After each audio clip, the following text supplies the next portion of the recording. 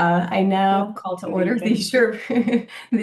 Sherborn Board of Health meeting of April 8th, 2026 at 7:04 p.m. This is a virtual meeting and board members are required by state law to announce their presence. Carol Beardsley present. Steve Constantine, present. Julie Dreyfus present. Diana Hook present. All right. First order of business would be any amendments to the agenda.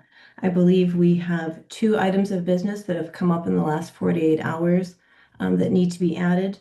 The first is a status update for 155 Maple Street. We actually had intended that on this agenda, but it was accidentally left off. The property owner is aware that we are intending to discuss this. So it is not truly a last minute, it was just a clerical error. So that would be the first motion. Why don't I make that before we go to the second? So I move to add the review of 155 Maple Street status to the agenda. Do I have a second? Second. Second. Hearing no further discussion.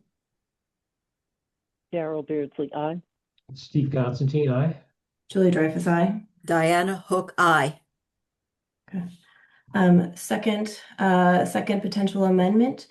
We have received two temporary food permits for an event being held May 2nd, which is before our next scheduled meeting. One is for Mr. Gourmet and the other is for Grandy's Ice Cream.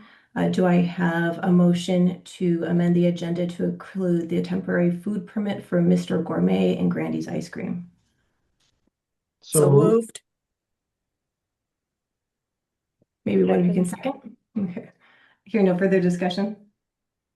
Carol Beardsley, aye. Steve Constantine, aye. Julie Dreyfus, aye. Diana Hook, aye. Do we have any other amendments to tonight's agenda that have come up that I'm not aware of? I do Don't think not. so. No. Excellent. We have a very full agenda this evening with some pretty tight timelines. At 7:15, we have a guest from BME Strategies, which is a consultant serving our shared services. She's going to introduce a community health assessment to us and give a small presentation. At 7:30, we have a variance hearing. We have a second variance hearing at 7:50.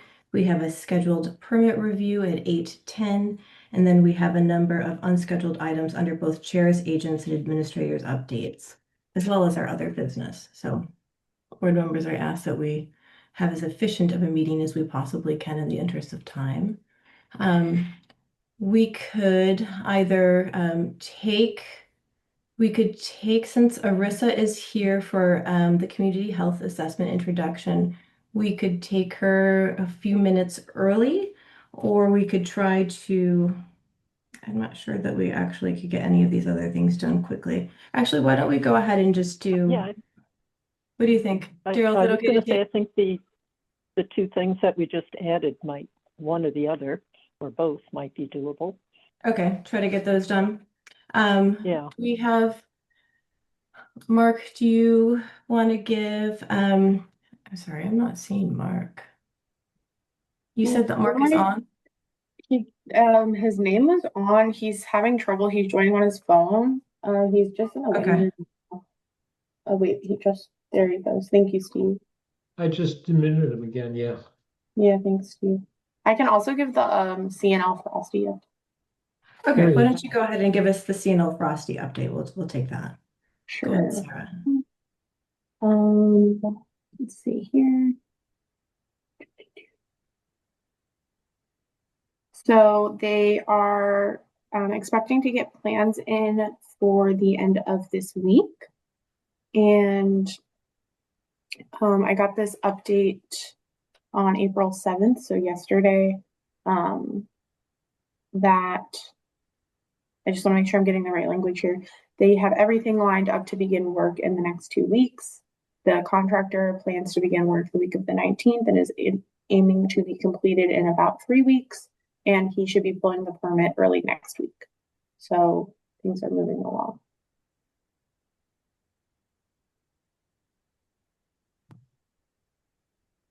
Okay, Uh, that's so they're- encouraging. So they have everything to start in 2 weeks once they have their building plan approved. Yes, And I then think they, going for the permit early next week. and then they anticipate work to last for 3 weeks. Yes, So he said, so 3 weeks after the 19th, whenever that date is off the top of my head, I do not know. okay. So if they don't hit any hurdles, then it looks like they'll be on track to have this completed by the end of May, which is the duration of their variance is the end of May. But when they check in with us at the beginning of May, we'll probably have a little bit better sense if they're going to need any extension for that. Excellent. Was that it, Sarah? Or do other board members have questions?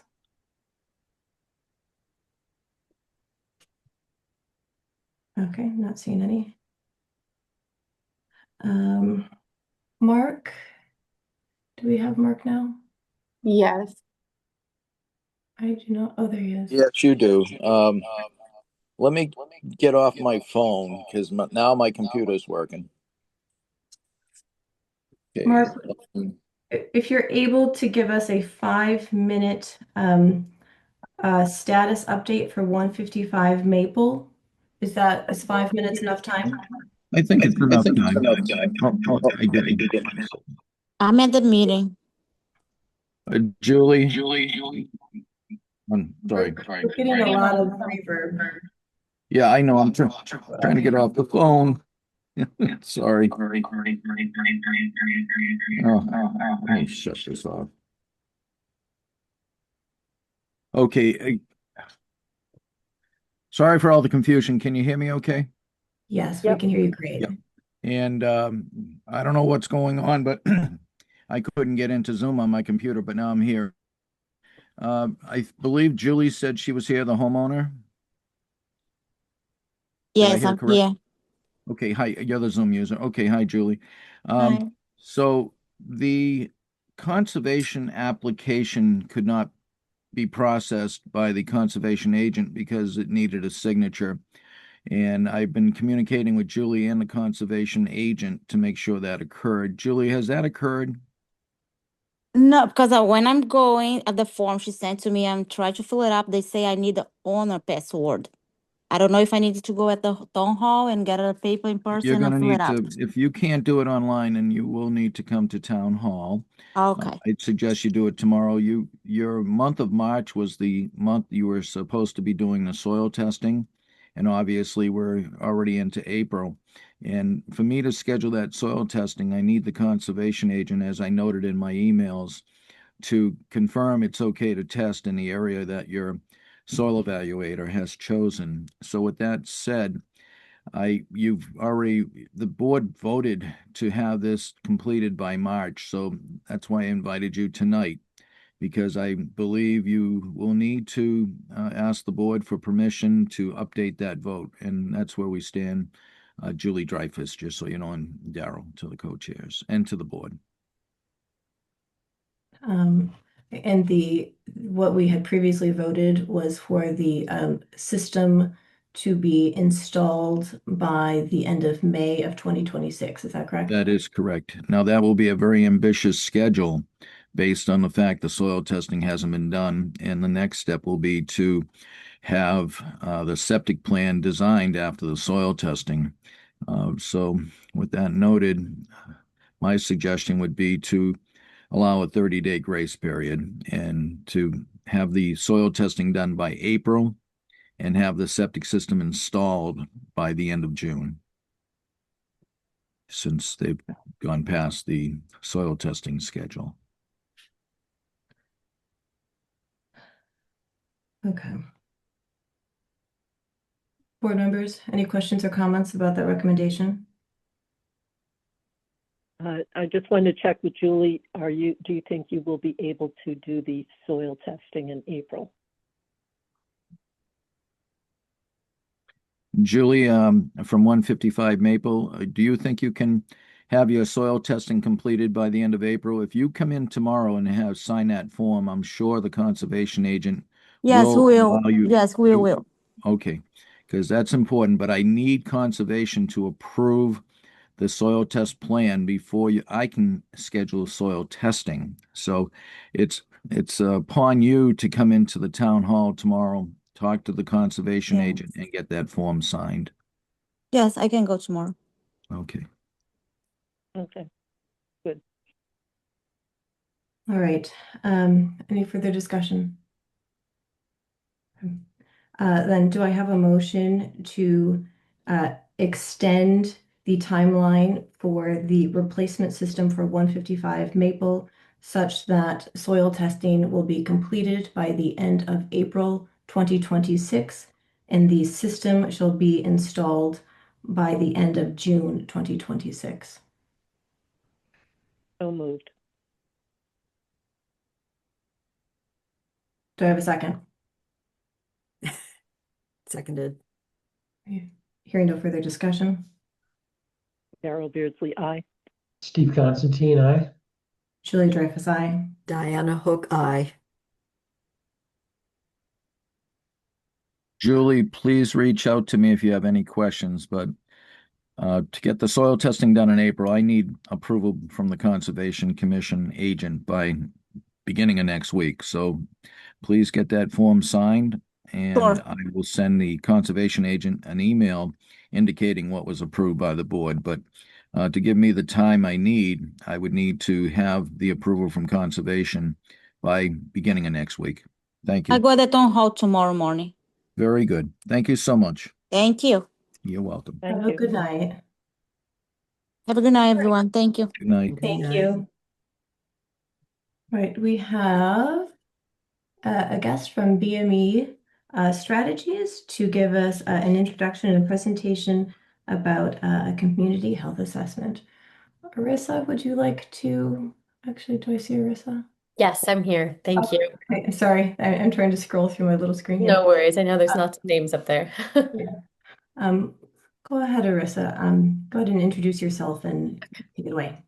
Perfect. Thank you. I know that you all have a tight docket today. I'm really hoping to only talk for about 4 or 5 minutes, give you guys kind of an overview of where we are, and then hopefully spend most of the time fielding any questions, comments, thoughts, feedback that you all might have for me, and letting you get back to your business. I know you're busy people. So we can go ahead and go to the next slide. Sarah, thank you. Really, I wanted to just kind of introduce myself to you all, introduce the concept of a community health assessment. I think some of us are likely very familiar and some of us not so much, and then kind of walk you through our process, where we're at, and what we would really use some help on from you all.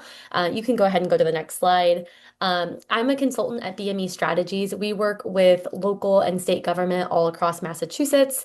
We do lots of different things from strategic planning, which we worked with the Charles River Public Health District on a strategic plan last year, coalition management and building. Lots of our staff work as shared services coordinators and supporting the shared services arrangements and various project management, technical assistance, and we do lots of emergency preparedness work. And I, in particular, do lots of community health assessment work. You can go ahead and go to the next slide, Sarah. Thank you. And so one of the things that I think most people know and think about when they think about community health assessments are the mandatory government mandated community health assessments that come out of the hospitals. I think, unfortunately, as many of us know, when you get into the not so metro populated areas, we're not all covered by hospitals. And so community health assessments tend to have lots of gaps to who and does not have them. And they're really great sources of data. And one of our goals with this was to develop a community health assessment that was both municipality specific for your municipality, but also Charles River Public Health District inclusive, so that we can gather some data on our individual municipalities and also as a unit. And that's in part because we don't have lots of regional data sets. And in part because in the strategic planning process, one of the things that the Charles River Public Health District wanted to work towards was getting some consistent data across the municipalities that we can use together to hopefully validate some lived experiences, inform us on what could be helpful and useful for our resources, and potentially get more resources and grant funding. And then you can go ahead and go to the next slide, Sarah. I have some real world examples here. I won't go too in depth on these in the interest of time, but if anyone's interested, I'm happy to talk, and I can also send the slide deck out so that you can see these real world examples. Really just highlighting that in lots of situations all across Massachusetts, we've conducted community health assessments and we've come up with really big gaps that were pretty easy to solve and seen lots of success. And so if you go on to the next slide, just Rissa, what, I'm so sorry to oh interrupt you, yeah. but our final board member is here and she does have to announce herself per open meeting law. Of course, thank you. Rebecca, I think you're muted. This is Rebecca Honeywell, and I'm here. I'm present at the Board of Health meeting. Sorry, Arissa. Continue. No worries at all. Thanks. Hi, Rebecca. My name's Arissa. I'm with BMU Strategies. And so, a little bit about the process, if you're not familiar with the community health assessment, it's a little bit all inclusive of lots of different data collection methods, some of which being secondary data analysis. So one of the things that we've been doing is compiling all the secondary data that exists on this region. The second is a survey, which we'll talk a bit about today. The third is community engagement, really talking to our communities, seeing what they think about these things, right? The data often finds one things, and sometimes the community aligns with that, and sometimes they do not. And then also some primary data collection in the form of interviews and focus groups. And then eventually, as this process kind of wraps up, we'll analyze all this data together, synthesize it, and we'll come out with a community health assessment report. And in this particular report, we're really hoping to have sort of 4 data profiles for each individual municipality, but then also a sort of combined regional data profile. So we can go ahead to the next slide. And so in the next slide, we'll talk a little bit about just our current status. So one of the things that we've been doing, we've been working really closely with the Charles River Public Health District Shared Services Manager, and also with our points of contact from each of the municipalities. In this case has been Daryl. So thank you so much, Daryl, because I know that you're busy and we're always asking more of your time. And so one of the things that we've been doing is developing a survey. It's a pretty long survey. It's somewhere between 50 to 60 multiple choice questions, but there are some skip questions, right? So if you're below or above a certain age, it might skip a question. Or if you say that you have health insurance or don't have health insurance, it might skip a question. So it could be a bit shorter for each individual. And really the goal of the survey is to just gather some data on each of our communities that we don't think that exists at the moment or that we know doesn't exist at the moment. And we've been working to develop this survey alongside our points of contacts and alongside the shared services team, really pulling from other validated data sources and other validated surveys and leaning into some other Massachusetts municipalities to ask environmental health questions and see how other folks are asking questions to develop that. And then what's kind of coming next in the pipeline, and I think you can go ahead and go to the next slide here, is that we are working on scheduling some community engagement sessions in each of the municipalities within the Charles River Public Health District, aiming for survey distribution at the end of this month. And so I will pause there. That's a little bit about our survey process, what a community health assessment is, and kind of where we are in that process. And so, partially why we're here today is that we wanted to get this on everybody's radar, make sure that everybody's on the same page about what's happening and why this is happening, and why we're excited about this and what the benefits could be for your community and the region at large. And so I'll pause here to take any general questions, and then I will also just add that many folks have seen the survey already, but if you haven't yet, we will also send that out. And then I'll take some questions and then maybe have 2 asks for you if that's reasonable. Board members, any questions? Go ahead and just speak up.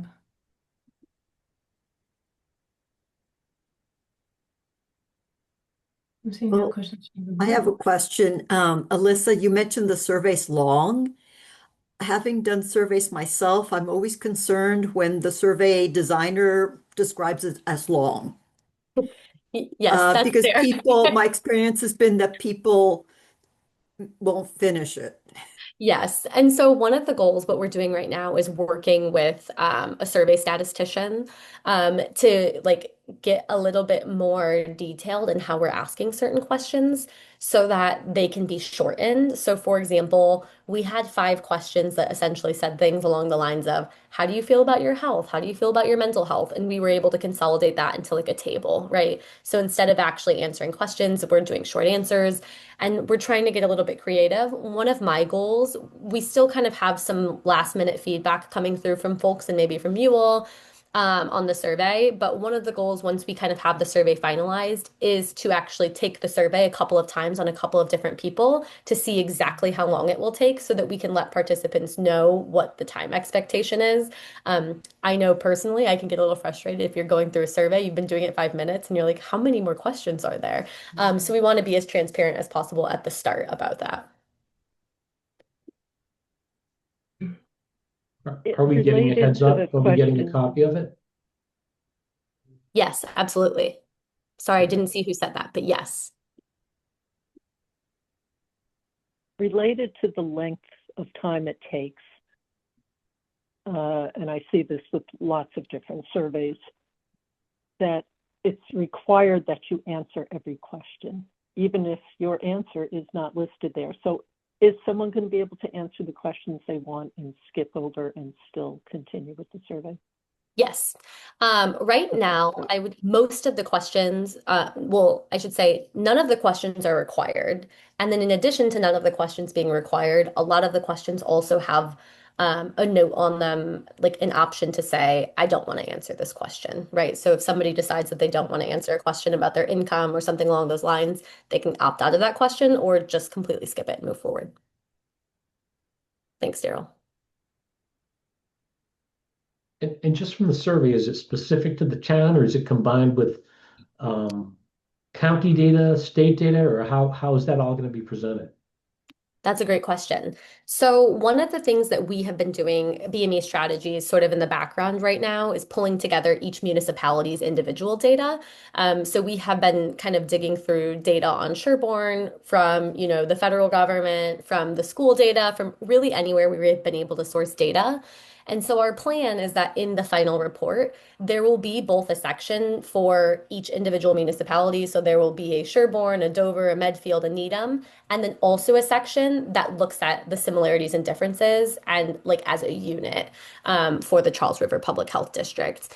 And then just kind of building off of that, and Stephen, interrupt me if I'm not answering your question enough, but to build off of that, we've built this survey with kind of a core survey in mind, sets of questions that we think really just suit everybody. For example, how old are you? That really fits across all 4 municipalities. And one of the things that we have done towards the end of the survey is to incorporate some community specific questions as needed. And so you'll see when you see the survey that one of the very last questions asks about what social services and public health services you're utilizing. And that is very specific to each community. So we've built out specific questions in those sections. And then, like, another example. 4 minutes. Okay, perfect. Thank you. And then another example of that is that for example, we talked to Daryl pretty early on and Jason over in Dover, and they both let us know like we've got environmental health questions. I don't know that the other communities were as cued into those questions, but we added those questions anyways. And so the other communities, we can kind of take those off if that's the communities that they live in, but we'll keep those in for Sherborn and Dover. And I do only have a couple of minutes before you all need to move on. So maybe one more question. And then I do want to say that I'm open to continuing this conversation. So Daryl and Julie can share my email and everybody can contact me in whatever way works best. Okay. All right, thank you. Yeah, absolutely. And then, Sarah, if you don't mind just going to the next slide, really the last thing that I wanted to highlight is that one of the things that we want to do is host a community engagement session where we can hear from other folks in and around Sherborn. So we're thinking, the Council on Aging, the libraries, maybe police and public safety, just to kind of gather thoughts and feedback from what people think community health looks like in Sherborn. And so we've included that information here. And then one of the other things that we would just love to kind of cue back in with you all on is maybe helping us distribute the survey once it's ready towards the end of this month, and kind of sharing with your networks and giving us any advice on where we might go to distribute the survey.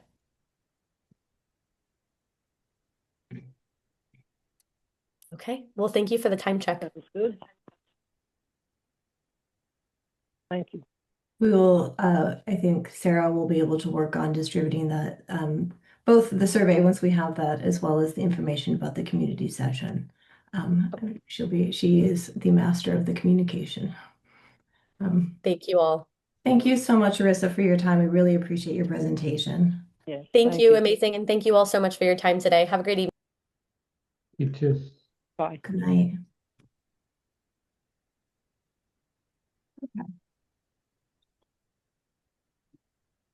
We are 2 minutes early. What can we take in 2 minutes? We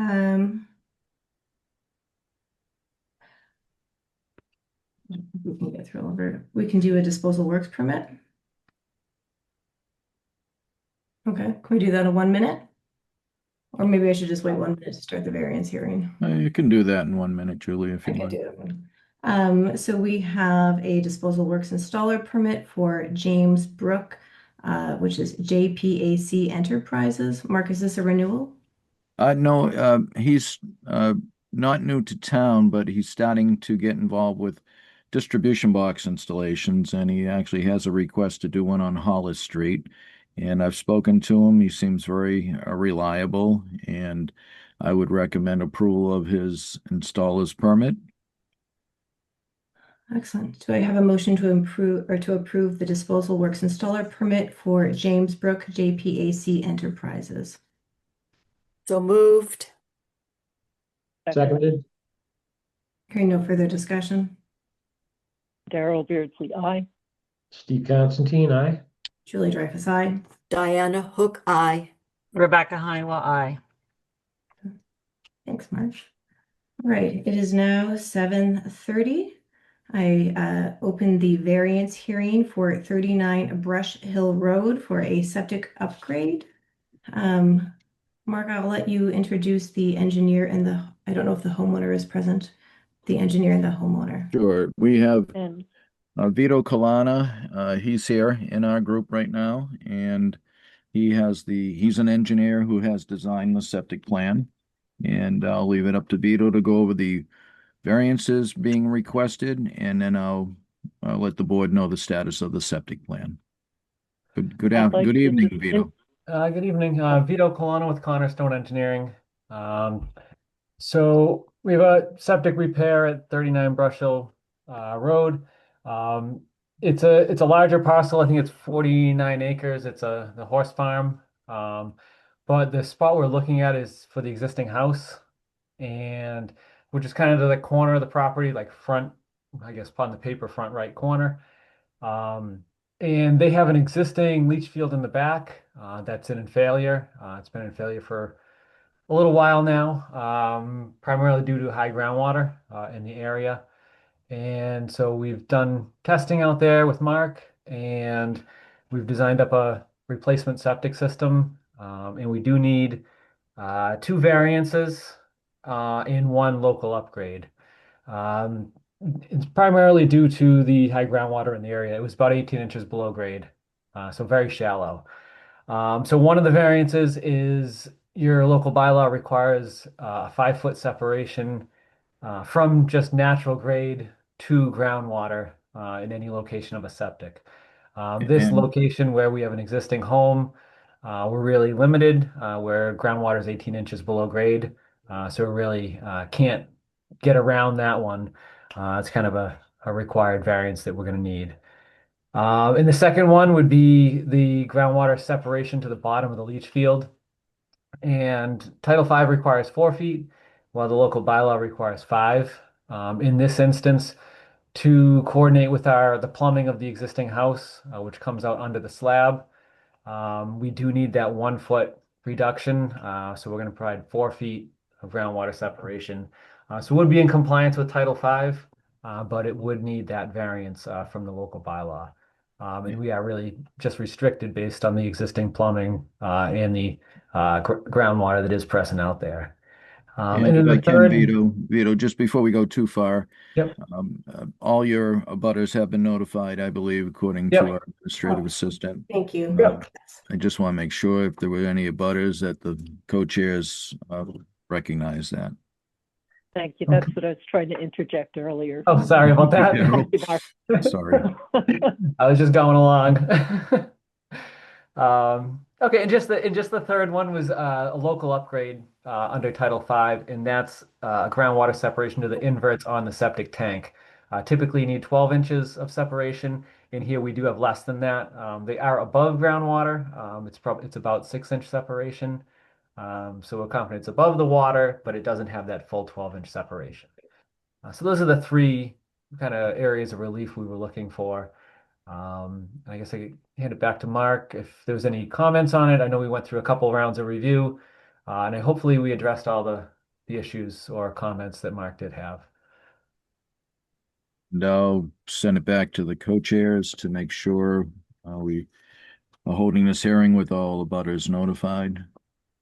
We have confirmation. I'm sorry. Thank you for picking up on that, everyone. Yes, we've received confirmation from our administrative staff that all of the green cards have been received. I have a question Mhm. about the plan, if that's okay. I can see that looks like there's a well setback that's showing here on the bottom center of the screen. Yep. But it's rare that we have property that has so much acreage. Mhm. Were there any places that were conveniently close to the home that offered anything better in terms of separation of groundwater? Not so much. To the rear, kind of the bottom of the page, there's a pool down there with some trees, and then there's a wetland buffer and those two that well offset. To the left of the page, there's the existing barn, and then there's also another structure, a smaller barn next to it, where they have a lot of the infrastructure in that well. The water line from the well kind of runs up through the two structures right there. So the only other place would be is if we put it very remote, far, far away from the house and pumped it over there. But to get any type of gravity flow, this really was the only kind of spot that we had. And we do have a larger plan on sheet 2 of 2, if the board wants to look at the property. And in this case, it is a very large property, as Vito had noted. And the house is more or less on the street side, on the higher side. It does drop down a little bit from there to the farm and to where the horses are kept in the barn. But that's the property right there. Right. My recollection is that the back of the property sort of drops off in elevation compared to the street level. So I was assuming that that doesn't help with the separation of groundwater. And then the issue of horses and not being able to have horses over a septic system would be problematic. Yeah. We're trying to keep it proximate to the house, kind of keep the house in their use yard separate from the horse kind of area and all the paddocks and everything. And gravity fed is, all other things being equal, is preferred to pumped because it's more resilient in power outages. So. Yeah. And Vito, you said there were, I don't see the wetlands here. Could you just generally orient us where the wetlands are, say, relative to the house or the system? Sure. Mark, if you want to go back, even if we go back to the other page, we might be able to. So they're kind of down to the bottom of the page. There's the 100-foot offset. So they're kind of separated down at the bottom of the page. It's a small area, but it is technically a wetland. But they are to the south of us, a good amount. Okay. I've got a quick question. So I believe I heard that the current system is it's in failure because of the high groundwater. Mm-hmm. So that's right. Are we making the same mistake again by granting a variance that's gonna raise that groundwater level in this, or what's changed? So in this case, the whole system's going to be raised up. So right now that existing system is in the natural ground, so it's actually sitting in the groundwater. In this case, we're going to raise the whole system up, so they'll be 4 feet above that groundwater elevation now. So there'll be all that separation will bring in Title V fill, some nice clean sand, and raise everything up above that water level. Like I said, that one existing now, it's just sitting basically in the water table. Okay. So now we'll have that separation required. Okay, I think thank we have you. a profile on the second sheet that might help show that. It's a small little profile. It'll be tough to zoom in. It's right in the center of the page. Yep. If we zoom in at all on that. But right in the center of the page, it kind of shows. Yep, there we are. Yeah, Almost. the importance of a groundwater profile, Vito. Yep, you were Yeah, right. I explained to Vito on Below his the plan revision monolithic tank. that the board would like a groundwater profile. So you were almost down to it. It's down the bottom of the page. Yeah, just right below where we're looking now. That right in there. Yeah, That's right there. So that kind of shows that heavy line right through the center shows existing grade, and then those kind of squares above it, those are the leach trenches, and the finished grade is above that. So it shows we're bringing in all this fill, raising everything up above that groundwater elevation. Yep. Thanks. We step trenches. Okay. and that also shows the 4+ feet to Yep. the proposed trenches. They're all stone trench. There are 3 stone trenches being proposed. The deep holes are shown in that groundwater profile as we require, and it's nice to see it cut through from the ground through the ground, and that's how it's set up. And groundwater is based on the modeling that was found, which is the most conservative way to determine groundwater if they're available. Yep. Thank you to the person drawing. And thank you for, working on a mound that will get the 4 feet of separation as well. And this is so clearly better than a system sitting in the groundwater. It'll be a big improvement. And as you'll see on page 1, the septic system is being replaced, and the old system, there's a little note to the left of the house that shows the septic tank is going to be pumped, crushed, and the leaching field will be disconnected, and the new leaching field will be added. You'll see it there. It says contracted to pump and backfill existing septic tank. And then the existing leaching field is just at the top of the corner that we almost lost. There we go. And the approximate location of the septic leaching field that's there is in that area. Yep. Excuse me. Do we have any abutters present that have questions? I'm not seeing hands. Has anyone seen hands? I don't think we do. And is the property owner present with any questions? I am present. I don't have any questions here at all. Thank you, Colin. Thank you, Colin. Yep. All right, why don't we go ahead and vote on the variances?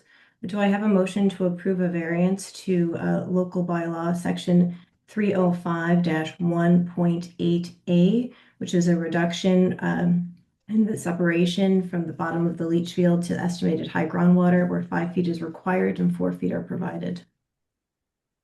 So moved. Seconded. Hearing no further discussion. Daryl Beardsley, aye. Steve Constantine, aye. Julie Dreyfus, aye. Diana Hook, aye. Rebecca Honeywell abstain. Motion passes. Do I have a motion to approve a variance to section 305-1.8B, which is a reduction in the depth of from the natural grade to seasonal high groundwater where 5 feet are required and 1.5 feet are existing on site? So moved. Seconded. Hearing no further discussion. Daryl Beardsley, aye. Steve Constantine, aye. Julie Dreyfus, aye. Diana Hook, aye. Rebecca Honeywell abstain. Moving on to our local upgrade approvals. Do I have a motion to approve a variance to section 15 to 310 CMR 15.405 subsection 1? I'm sorry, is that an I or an L? I think it's an L. Yeah. To allow septic tank That is Yeah, correct. is that an Yep. L? I'm sorry, I just realized that it was not a one. To allow LJ. this, oh, it's a One J. J, I'm sorry, one J. It's a J, I'm sorry, came out funny on my printer, I appreciate that. To one J, to allow the septic tank inverts to be less than 12 inches above the estimated high seasonal groundwater. So moved. Seconded. Hearing no further discussion. Carol Beardsley, aye. Steve Constantine, aye. Julie Dreyfus, aye. Diana Hook, aye. Rebecca Honeywell abstain. All the requests pass. And now close the hearing. Mark, are the plans ready for approval?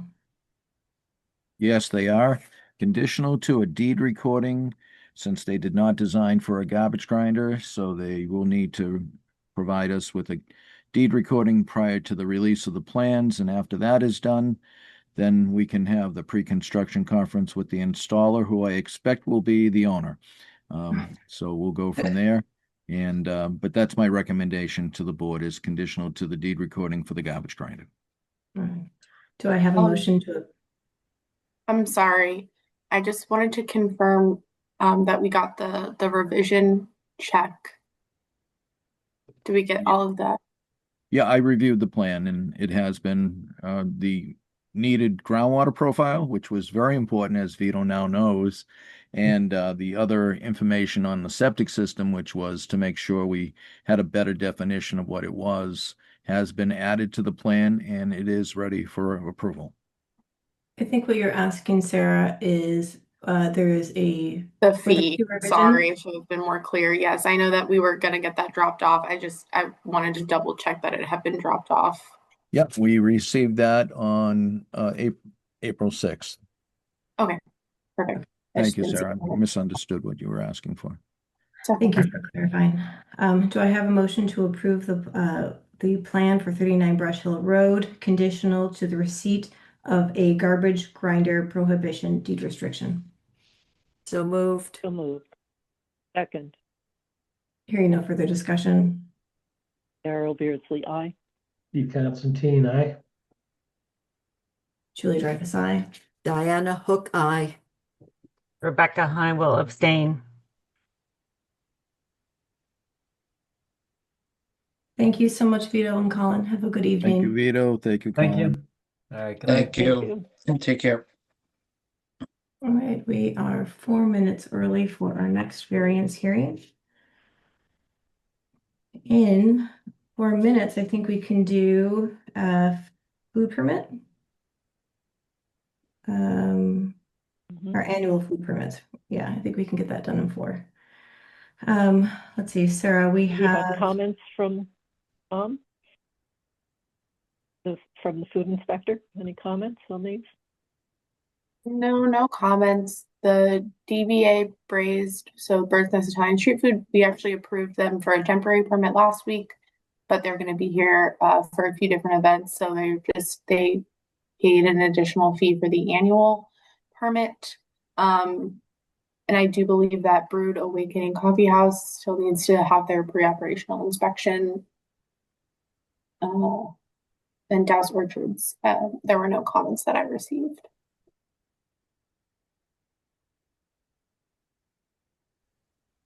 all right. Do any board members have any questions about the food permits, which were in our folder? No. All right.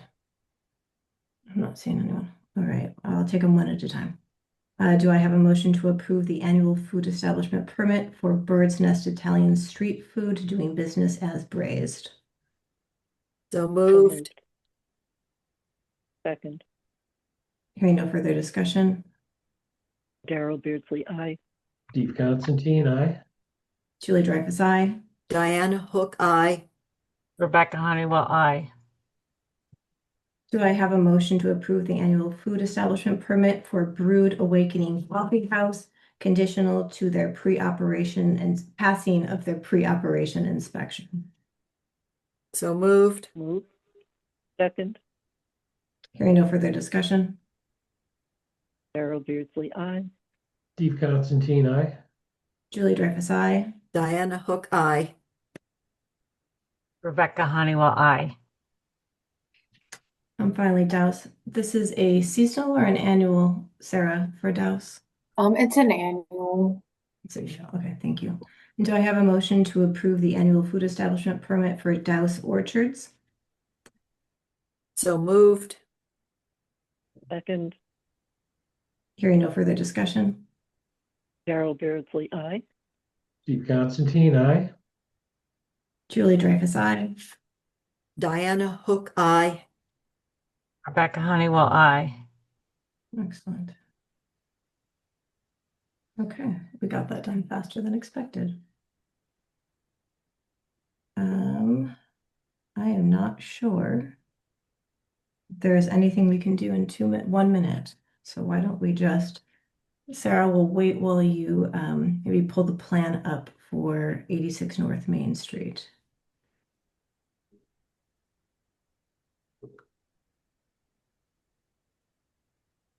And I can confirm, actually I have to wait to open the hearing.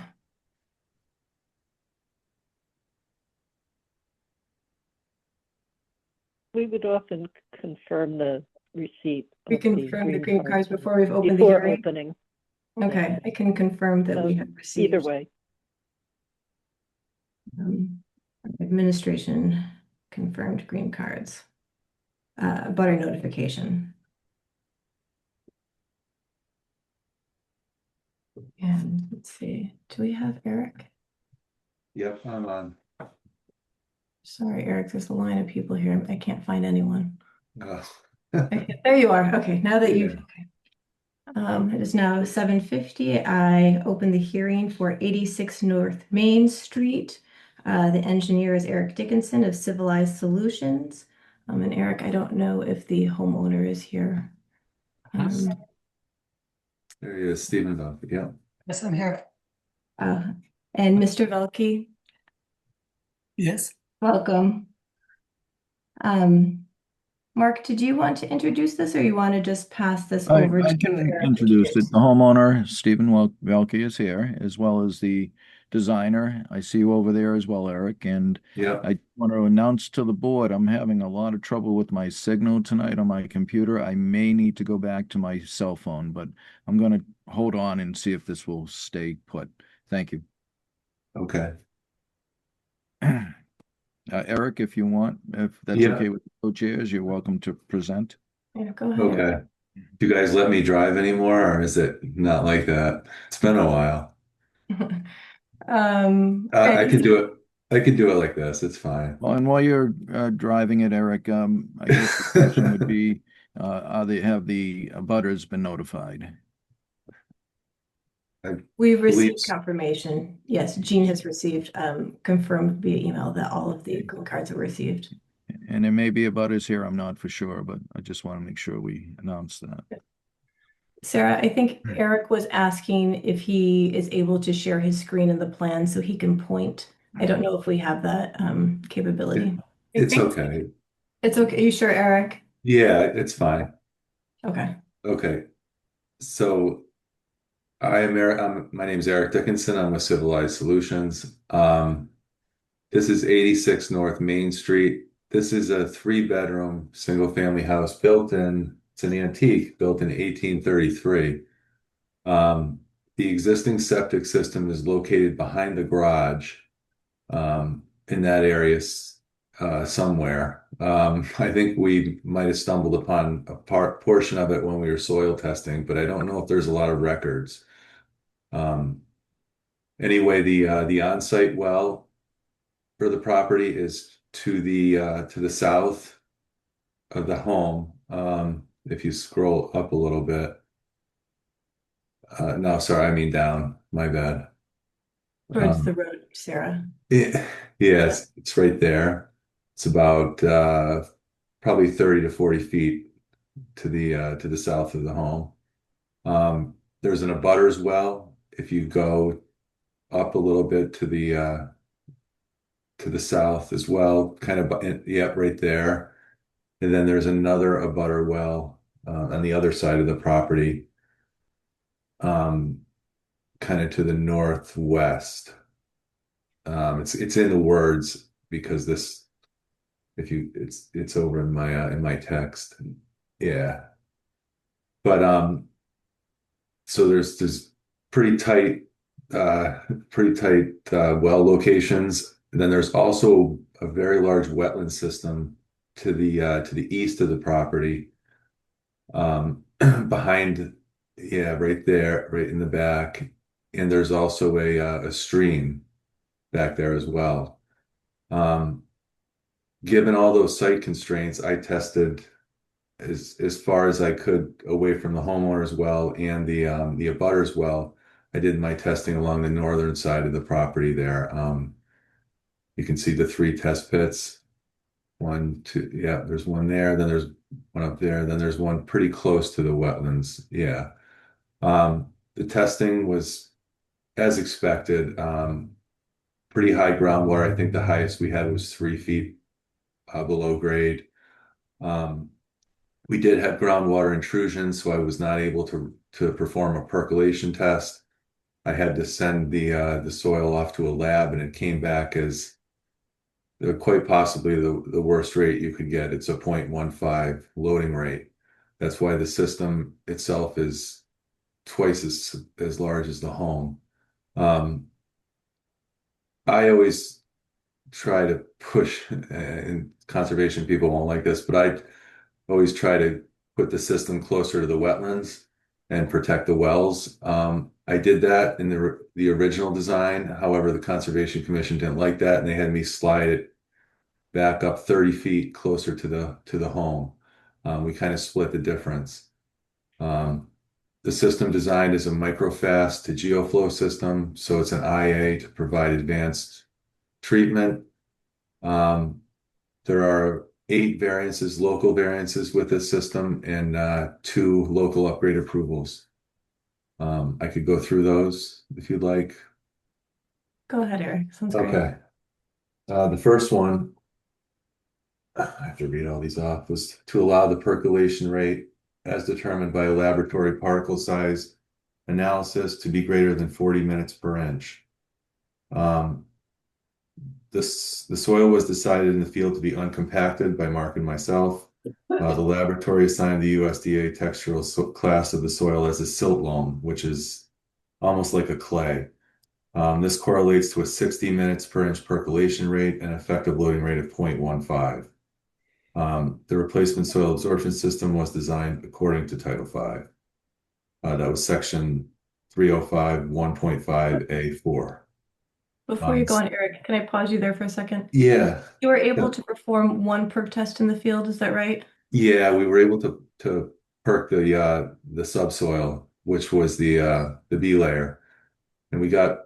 I was pretty excited when we did that because we got a less than a 2 minute per inch. But then we went into the back and to the Yeah. test hole closer to the wetlands, and that came back. That's the one we could not perk. Yeah, right. You got the full range. Right, exactly. Which is pretty impressive. And I believe that regulation specifically is requiring 2 perks in the field. And so the variance being requested is to allow for 1 in the field and then a variance to the second one. And instead it was performed in the lab. Correct. Okay. Yep. And then this. You can go ahead. I just wanted to clarify that one. Okay. No, definitely.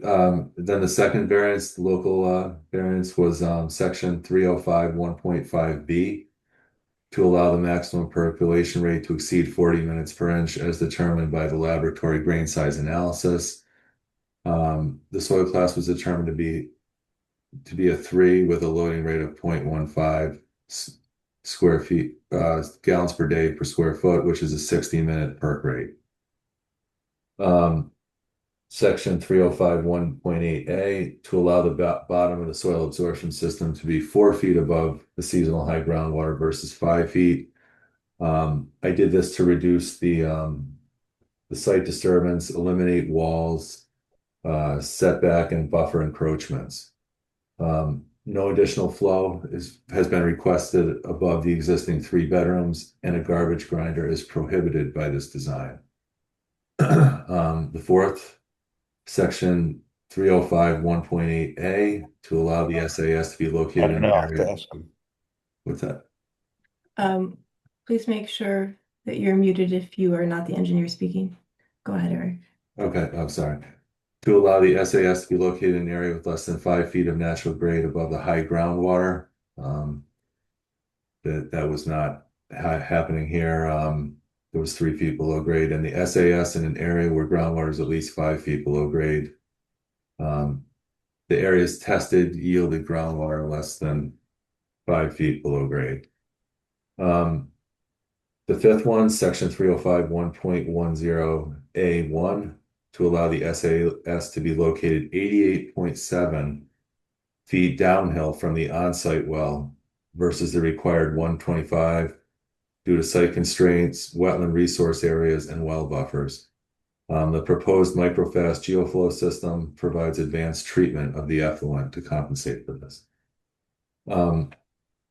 The sixth variance, section 305 1.10A1, same one again, to allow the SAS to be located 120.1 feet downhill from the southern butters well versus the required 125 feet due to site constraints, the same site constraints, wetland resource areas, and well buffers. The seventh is section 305 1.10B to allow the SAS to be located 64.3 from the wetland system versus 125 feet.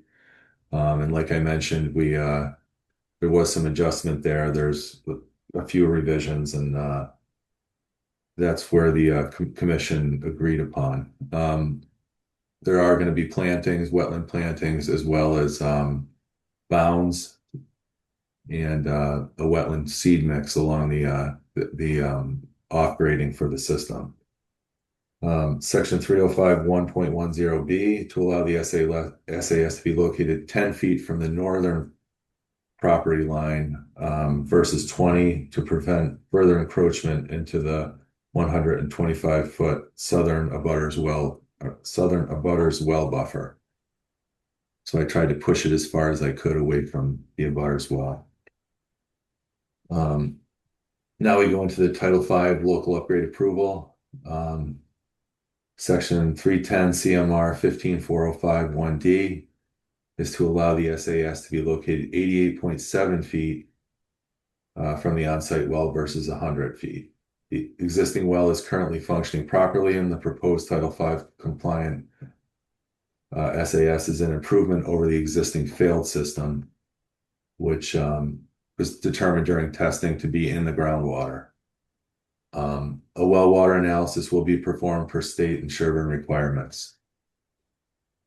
The second variance, Title V local upgrade approval is section 310 CMR 15405 1I. This is to allow a sieve analysis versus a perk test when it cannot be performed. And those are the 10 variances requested. All right, board members, questions, comments? Not really.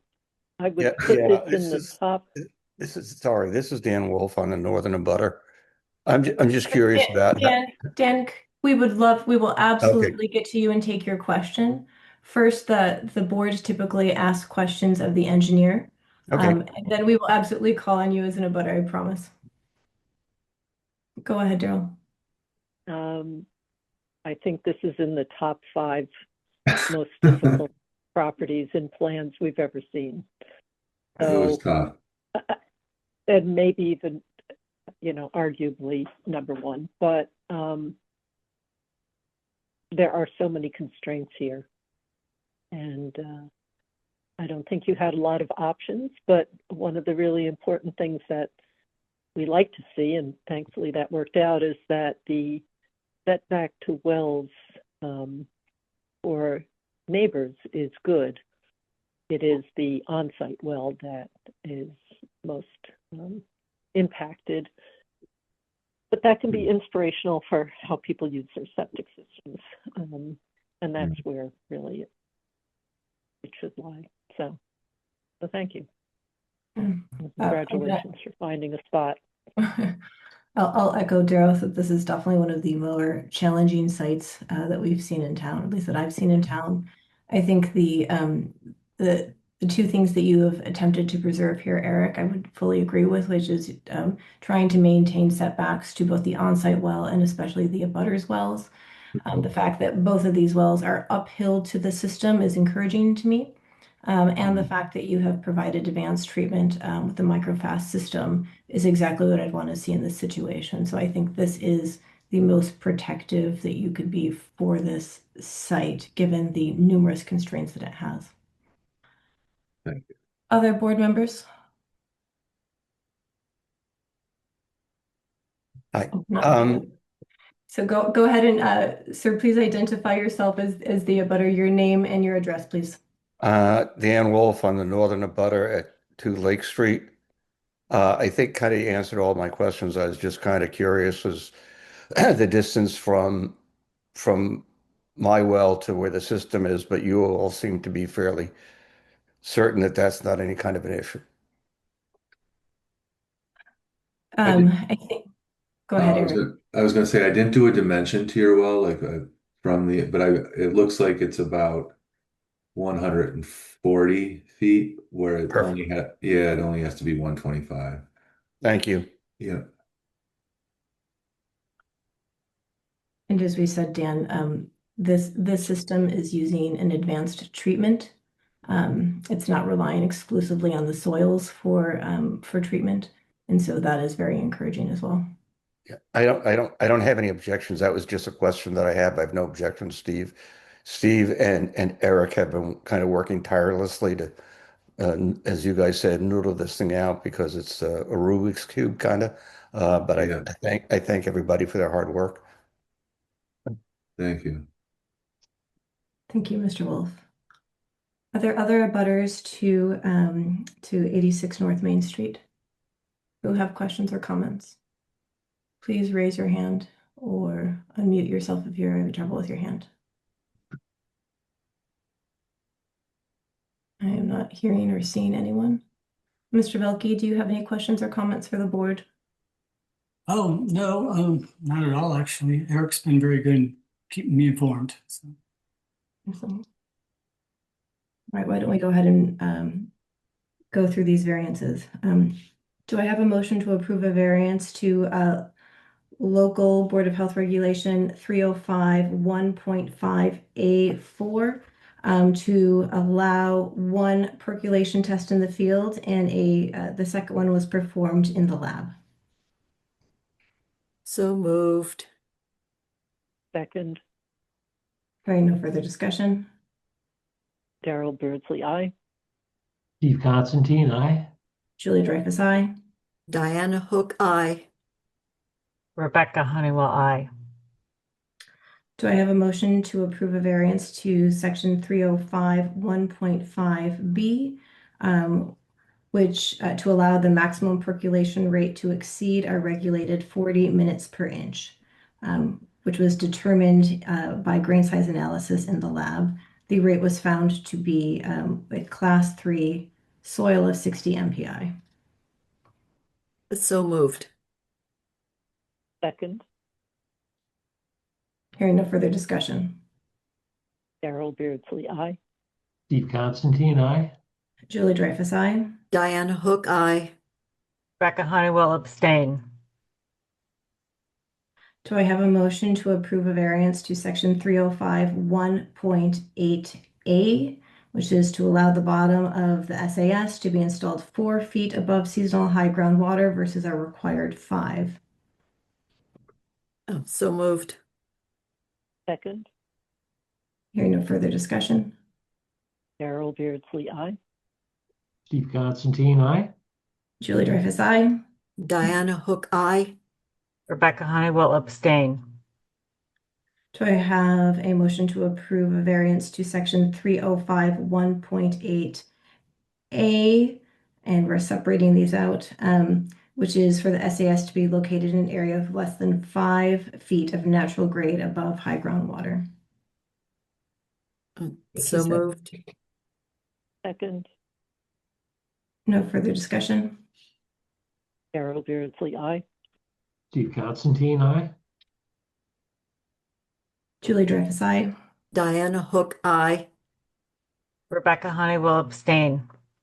Do I have a motion to approve a variance to section 305 1.10A1, which will allow the SAS to be located 88.7 feet downhill from the on-site well where 125 feet are required? So moved. Second, Hearing no further discussion. Carol Beardsley, aye. Steve Constantine, aye. Julie Dreyfus, aye. Diana Hook, aye. Rebecca Honeywell abstain. Do I have a motion to approve a variance to section 305 1.10A1, which is to allow the SAS to be located 120.1 feet downhill from the southern abutters well versus the required 125 feet? So moved.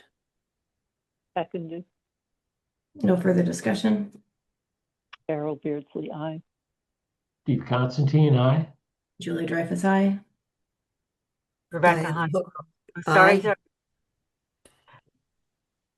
Rebecca Honeywell abstain.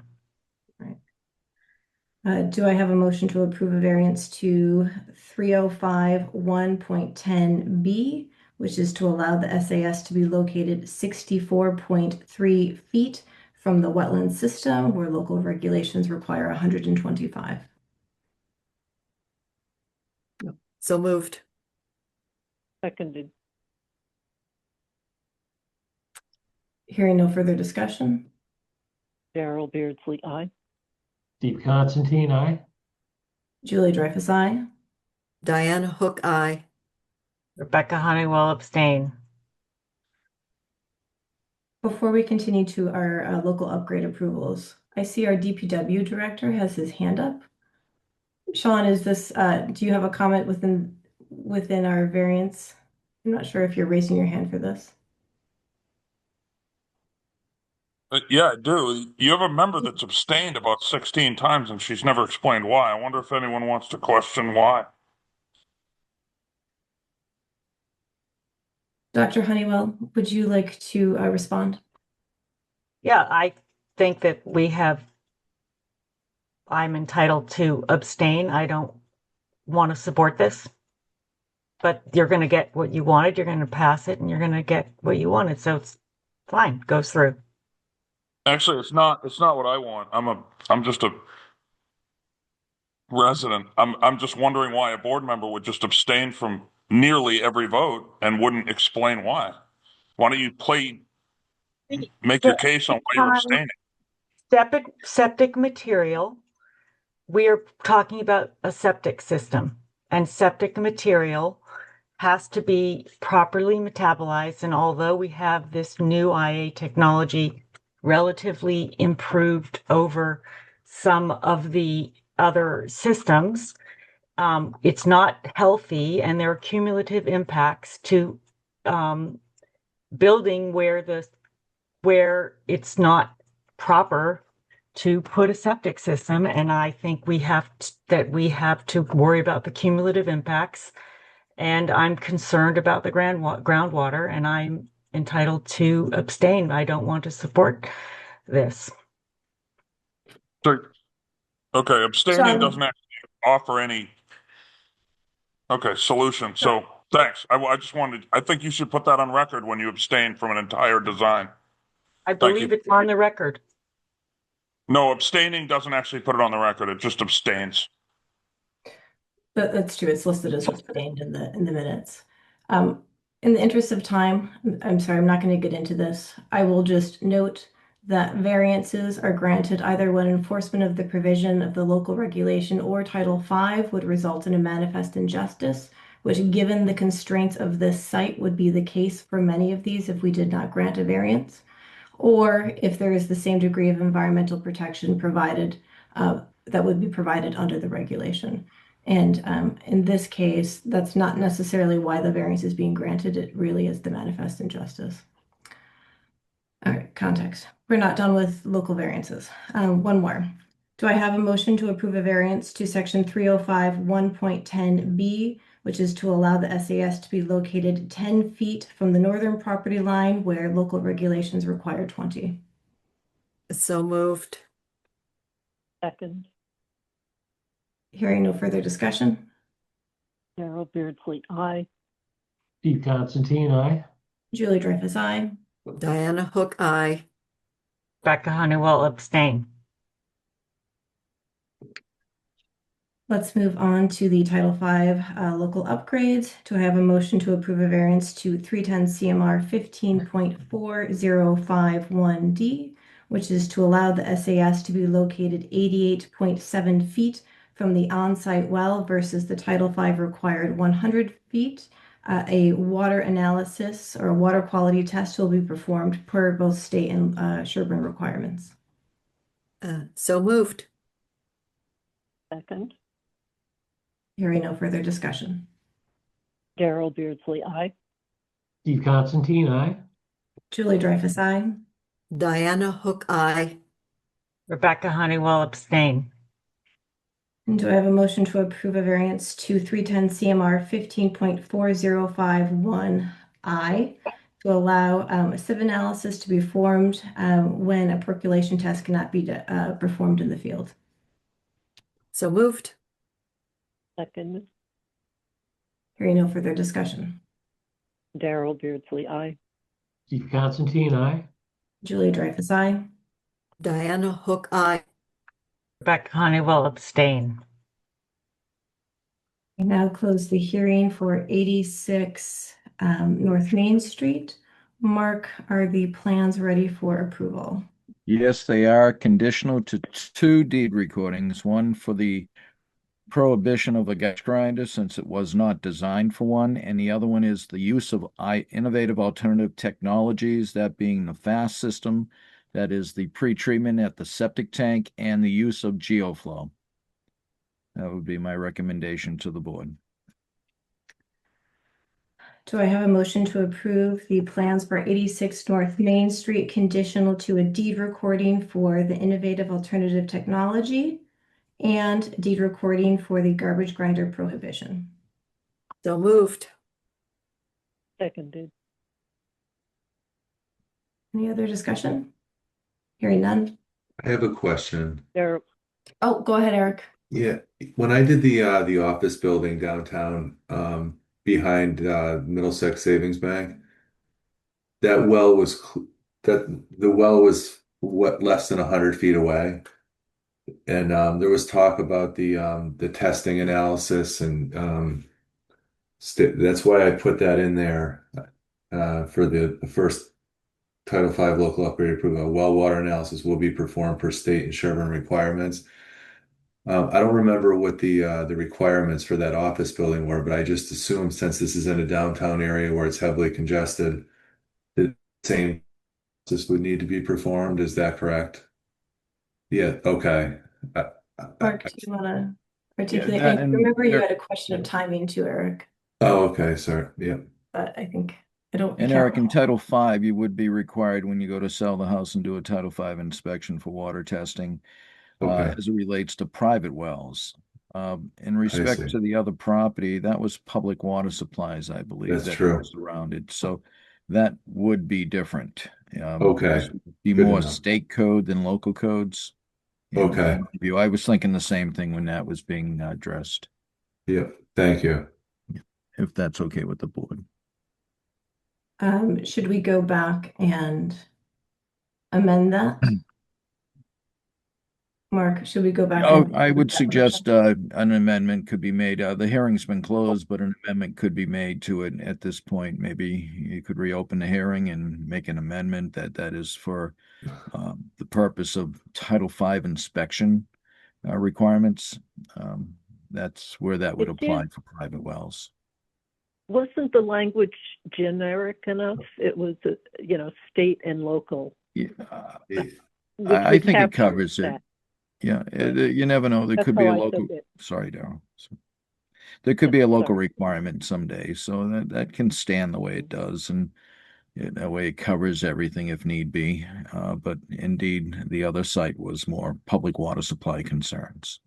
Correct. Okay. Yeah. Thank you. You're welcome. Thank you for chiming in with that question, Eric. Was there a motion on the floor? I need someone to remind me. I've made so many motions. Did we were move doing, to oh, approve just for the approval of the the plan? plans conditional to receipt of the two deed restrictions. The two deed recording. restrictions. Did we have a motion? Did anyone move that motion? No, I don't think so. All right, shall I restate it?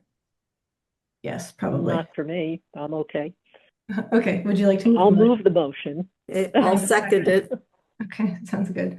Further oh, that's what we got to discussion and Eric spoke up. Okay. Hearing no further discussion. Darrell Beardsley, aye. Steve Constantine, aye. Julie Dreyfus, aye. Diana Hook, aye. Rebecca Honeywell, aye. Okay. I think we got through that lengthy list. Thank you. Thank you so much, Eric. Good luck, Mr. Velke, with your installation. Thank you very much. Thank you. Have a good night. Good evening. You too. Night. Thank you. All right. I know we had something scheduled at 8:10 here. Thank you for everyone who was here for that and who has waited. As you saw, we had a very lengthy list of variances to go through for that property. All right.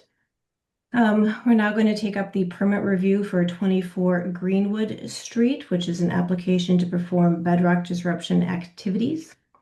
The purpose of our discussion tonight is for the board to review the requirements for obtaining a bedrock disruption permit per local regulation 305-3.10 and evaluate whether or not those requirements have been met for this application.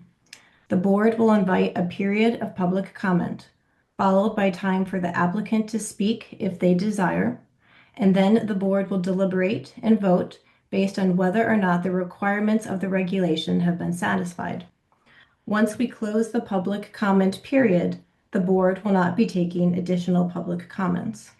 Before we go to the ground rules, I would like to go and review the regulation.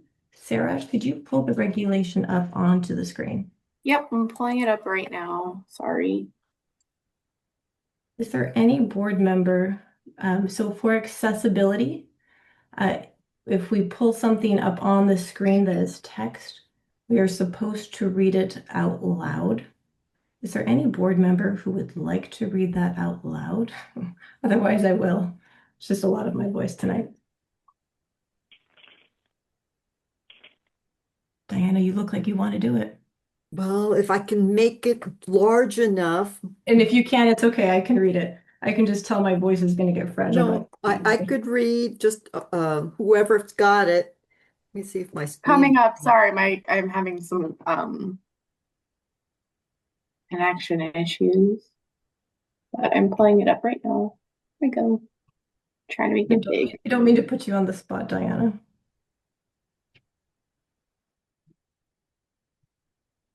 My screen is having. And if it doesn't work, it's okay. I can read it. Is that big enough for you, Diane? I'm not seeing anything. Oh, it I need it shrunk a little bit. Shrunk? Oh, yeah, it's bigger than my screen. Let's see. Maybe that's on my end. Yeah. Oh.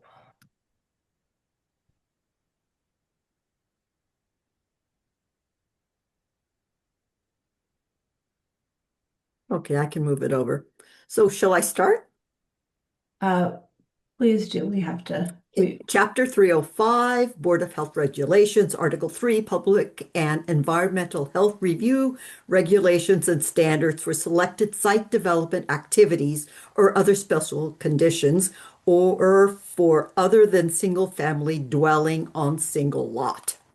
305-3.10. Bedrock disruption. Bedrock disruption means any activity performed upon ledge or bedrock, including but not limited to hammering, drilling, and blasting and any other activity that breaks up and or removes portions of ledge or bedrock. Bedrock disruption shall not include water well drilling. The following requirements shall apply to bedrock disruption in excess of 10 cubic yards. A permit shall be required prior to any bedrock disruption activities in excess of 10 cubic yards being conducted on a property or as part of a project. A permit application form must be completed and submitted to the board. B. No permit shall be granted except after the applicant has notified all owners of any property within 0.25 miles, including properties outside the town of Sherborn, if applicable, by certified mail, return receipt requested, at his/her own expense at least 10 days before the Board of Health meeting at which the permit request will be on the agenda. The notification shall notice that such owners may conduct baseline water quality sampling and analysis for selected metals and nitrate. Guidance for accepted content for the notification shall be available from the Board of Health. The notification shall be received by the covered property owners at least 4 weeks prior to the commencement of bedrock disruption activity. If blasting is to be performed, the applicant shall provide information. If blasting is to be performed, the applicant shall provide information regarding the composition of the blasting agent to be used to the Board of Health. A safety data sheet for the blasting agent shall be acceptable if all ingredients are disclosed. Blasting agents containing percolate shall not be permitted. D. A permit shall not be issued until there is acceptable completion of the above requirements and satisfactory review of the blasting agent's composition. Thank you, Diana. So let's review the requirements set forth for obtaining a bedrock disruption permit. 1, a permit is required only when the threshold of 10 cubic yards or more is disrupted or anticipated to be disrupted. Activity less than this threshold does not require a permit. The drilling of a water supply well is exempt. 2, the applicant must obtain a list of properties within a quarter mile of their property from the town assessor, along with the property owner's name or names and mailing address. The assessor's records are the official source for this information. 3, a notification letter from the applicant to the covered property owners must be sent, informing the recipients of the intended activity. The notice letter must be sent via certified mail at least 10 days before the Board of Health meeting and received by abutters at least 4 weeks before activity commences. If blasting is proposed, there are additional requirements and restrictions. Please note there is no blasting proposed for this project at 24 Greenwood. Right, so we've reviewed the requirements. Before we go to the public comment period, I want to go through some standard ground rules. Any person present may speak during the public comment period. If you would like to speak, please raise your hand using the raised hand function in Zoom. If you have trouble raising your virtual hand, staff will watch for anyone raising their real-life hand instead. When it is your turn to speak, I, the chair, will acknowledge you. Please identify yourself by name, address, and any affiliation you may have that impacts your comments.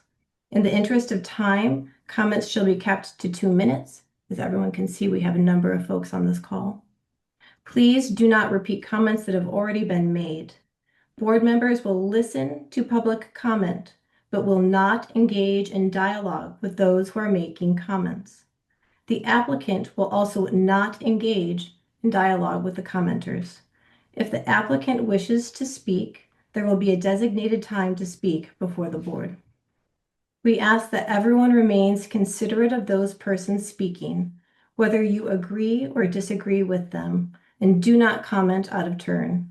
Before we begin, I want to remind all board members, members of the public, applicants, and whomever else may be present tonight, the purpose of this discussion is solely to confirm that the applicants of 24 Greenwood have satisfied the requirements delineated in the regulation to obtain a bedrock disruption permit.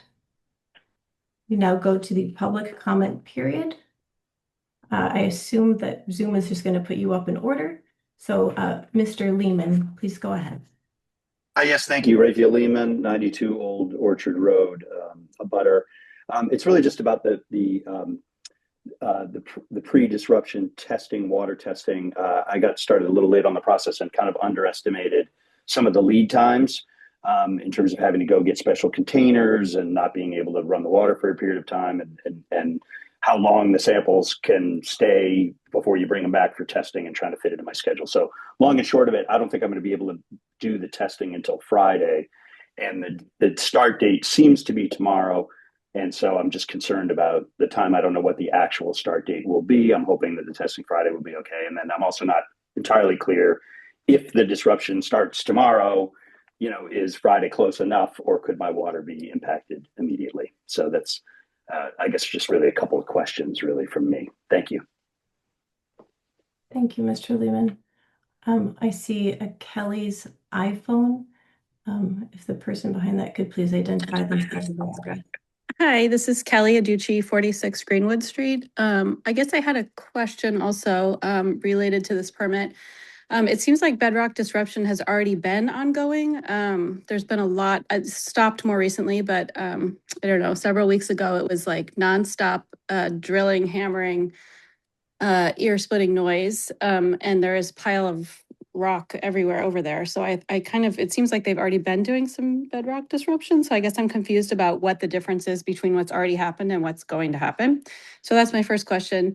And then my second question is, or not question, but just comment is, just general concern about our water supply being contaminated by whatever happened. So I know this has been an ongoing discussion with all of that property.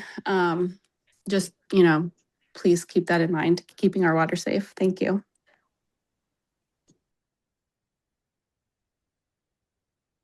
If there are other members from the public who would wish to speak during our public comment period, please raise your virtual hand. And if you're having trouble finding that button, you can also turn on your camera and raise your real life hand, and we will acknowledge that as well. And I'm going to ask my fellow board members to help me look for real life hands. Identified as Leslie, go ahead, please identify yourself. Yes, hi, Leslie Doyle, 6 Apple Street.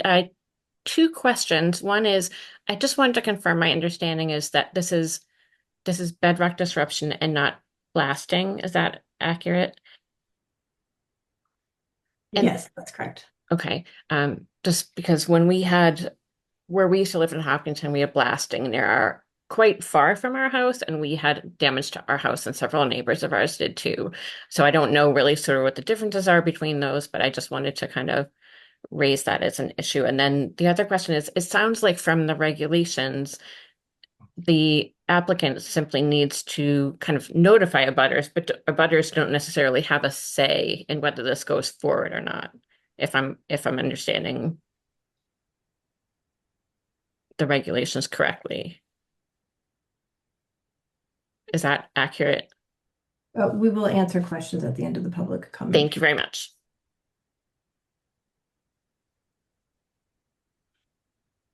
Do we have additional, you don't have to be in a butter, additional members of I see a real life hand, which I highly respect because I can never find the button myself.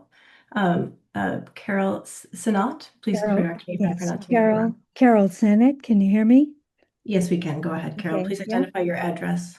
I'm at 75 Russet Hill Road. I'm at a butter. And I would like you to know that there has been work going on there in the past week. A very large, not backhoe, but larger than a backhoe, was digging up rock, creating a very large mound of rock. So I was shocked to see that. I think that I believe there's been a cease and desist, and I believe that the builder has violated that. because I can attest that that was going on just the other day. And I just want to echo the other neighbors. I'm very concerned about the effect on our water, and I fear there will be no recourse. So I would urge this board to seriously think of the long-term effects of just a short-term gain of a builder.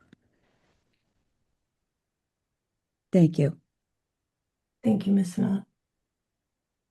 Bob, I don't feel like I can call you Mr. Murchison. We see you often. Do you want me to call you Bob or Mr. Murchison? I prefer Bob, as you know. Go ahead and please identify yourself, Bob. Sure. I'm Bob Murchison. I am a property owner, a butter to this project, as you all know. And I have, well, first, I'd like to premise the question by saying that there are somewhere between 300 and 400 towns and cities in the Commonwealth, and not a single one, to my knowledge, has any regulation on the breaking of ledge. There are plenty of places that have regulations on the blasting of ledge for sure. And I would encourage, I have no issue with regulating blasting of ledge. But of the 300 or 400 towns in the Commonwealth, I am not aware of a single town that has a regulation around the breaking of ledge. And so I would, but clearly this regulation has created some hysteria in the town of Sherborn around this issue. And I would just love to hear from the board what the published science is on this topic that led them to regulate this in a way that is not regulated anywhere else in the Commonwealth. So again, what I'm looking for is science, and I will listen. Thank you. Thank you, Bob. Do we have Oh, and Sarah, you have a statement to be read from someone who is not present. Go ahead, please. Correct. I didn't know. Okay. This is an abutter letter that was received by the office on April 7th, 2026 from Jeffrey Howell at 10 Russet Hill Road, and I will just read it completely. Unfortunately, I would very much like to attend the remote meeting on April 8th, but anticipate that I will be on an airplane at that time. Points that I would like to make and questions that I have. Number 1, rather than risking the contamination of the many surrounding wells, why can the house not be located on another part of the lot where bedrock disruption is not required? Point 2, before allowing the project to proceed, an environmental company should be employed to test the groundwater below where the bedrock has been excavated to see if there's already contamination of groundwater. And finally, point 3, if the town does allow the project to proceed and surrounding wells are contaminated, the owner of the property causing the contamination should be responsible for the installation and maintenance of filtering system for the affected wells. I can pull that up on the screen as well if the board would like to review it, but it was also in your meeting documents. Okay, I don't think you have to pull it up on the screen. We need to read any letters that were submitted in writing. Was that the only letter submitted in writing, Sarah? Yes. Okay.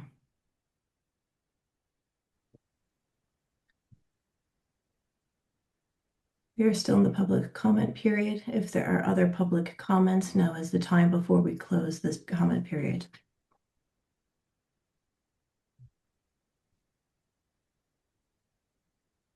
I'm going to wait in case someone is looking for their hand.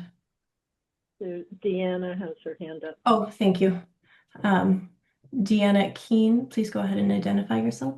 Hi, my name is Deanna Keene. I live at 157 Washington. I'm an abutter. And I just wanted to comment on the fact that I don't think I received a letter until very, very recently. And the letter stated that the bedrock was whatever is going to be happening very soon. And I think the statute says that it's supposed to take place at 4 weeks after owners have been notified, if that's correct. So somebody else had made a comment about it happening tomorrow, and I think that it needs to wait.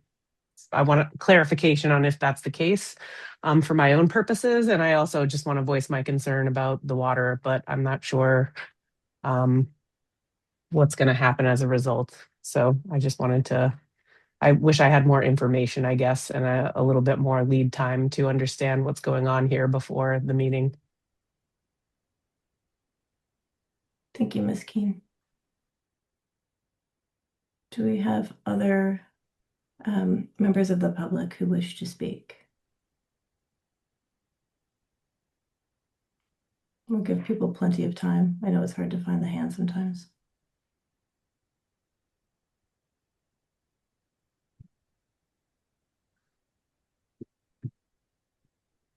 Sarah, I am not seeing any real life hands. Just want to make sure I'm not missing people. I don't see anyone.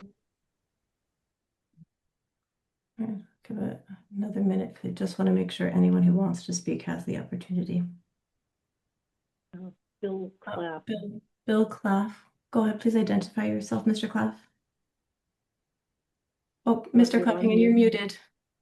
Bill Claff, 69 Old Orchard Road, and a butter.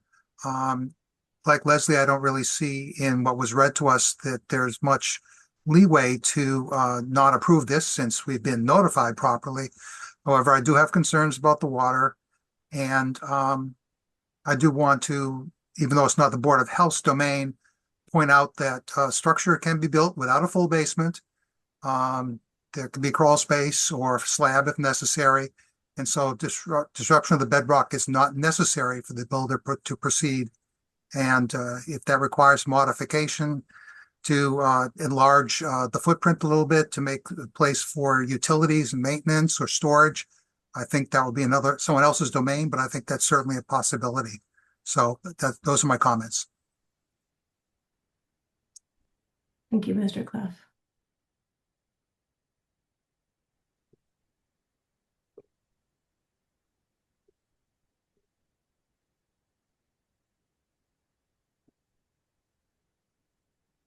Rebecca, we will get to the board. This is the public comment period. No, I know.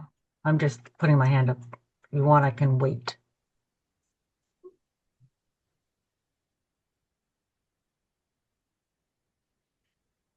Giving folks time in case.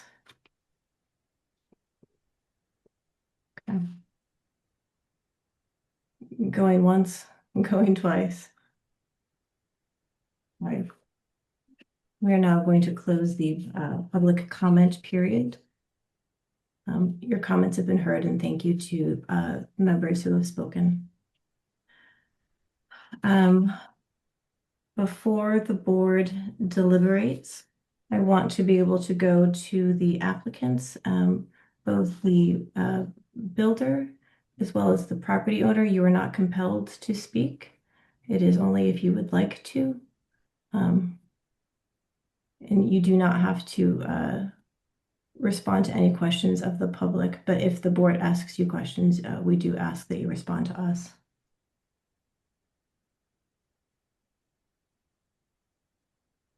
Okay. It doesn't look like there are any statements to be made. All right, so to the board, we'll go for deliberation and a vote. For board members. Oh, was that Sarah? I was just gonna say, it looked like Deliandro just hopped on for a second. I didn't know if he had a comment. Or maybe he's just coming on to respond to.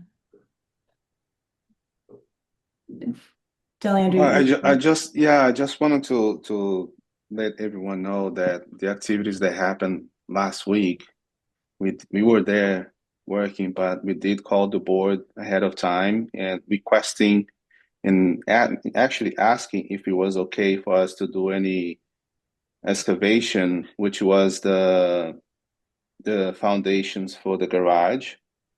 So we were excavating for that, and so that's the activity that was there. Plus, we had some trucks like coming in just to remove material out of sight, and that was the only activity there. So we didn't disrupt any of the bedrock. We didn't do any hammering. We didn't do anything like that.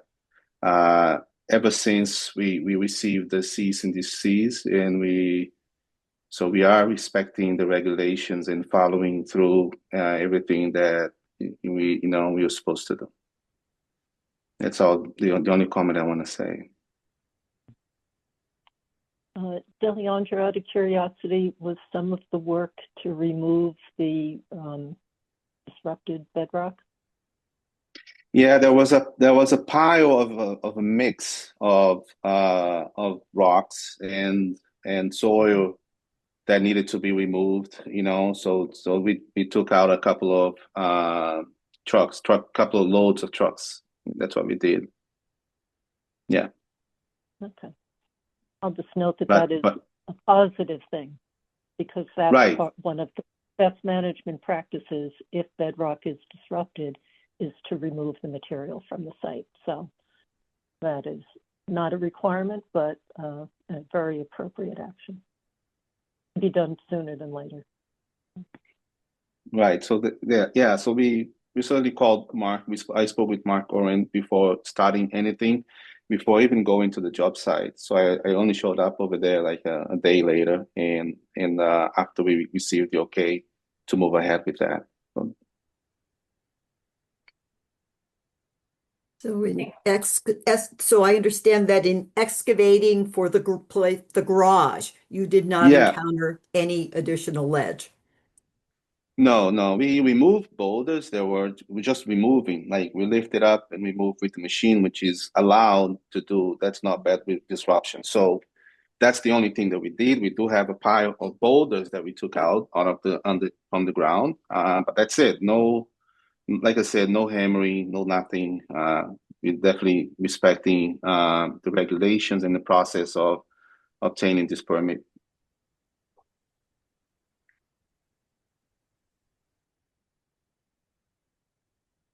Thank you, Mr. Diaz. Sarah, could you please pull up the application on the screen?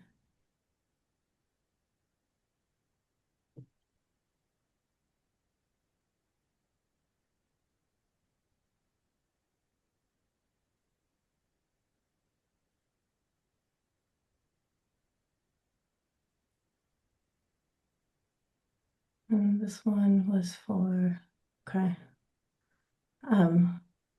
So as we see here under the methods of bedrock disruption, what is being proposed is hammering and splitting.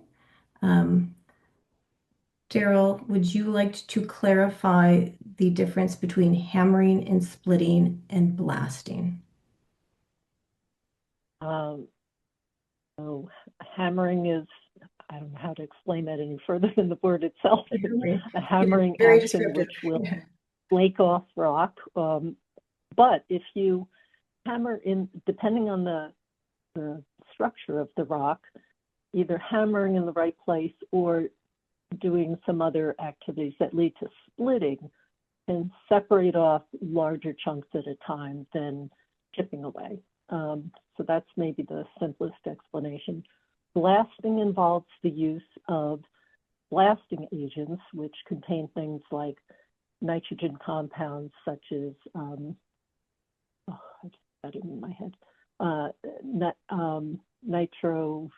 nitroglycerin and other kinds of material, blasting agents. So PNT kind of thing. The issue with that, and some blasting agents include perchlorate, but we have a ban on that because there's a very well-documented study, I think it was in the early 2000s in Massachusetts, where public water supplies were asked to test for perchlorate in their water, and they found a strong correlation between areas that, say, 495 had to blast through hillsides in order to level out the road, and those towns where there was a lot of blasting had a lot of perchlorate. So they, a lot of towns do ban that, and we have banned perchlorate.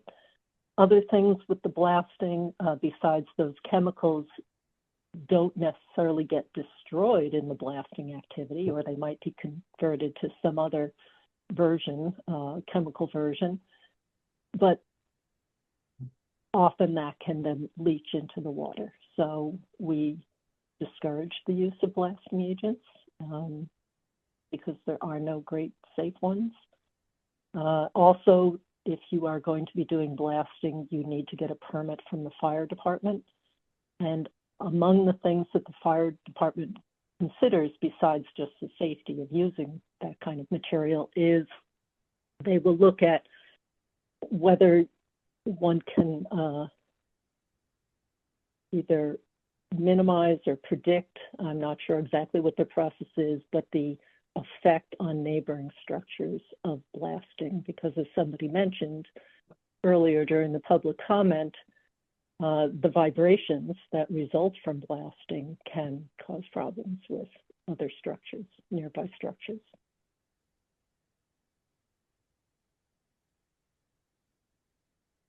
Thank you, Daryl. I'm going to just review some information. I think that will clarify some of the questions that were raised, and it is a review of the process. So for this site, there was deep hole observation at the location of the leaching field for the septic system. There was a deep hole that was dug at the anticipated site of where the house was to be located. Then under the current ownership, the house was moved slightly and a deep hole was not dug there. And instead, there was a extrapolation between deep holes of where groundwater was. There's a requirement under local regulations that the foundation, the bottom of the foundation, be 2 feet above high groundwater, and it is a standard practice to estimate between deep holes. When they went to begin digging, they found ledge that they had not anticipated, and that's what folks had heard.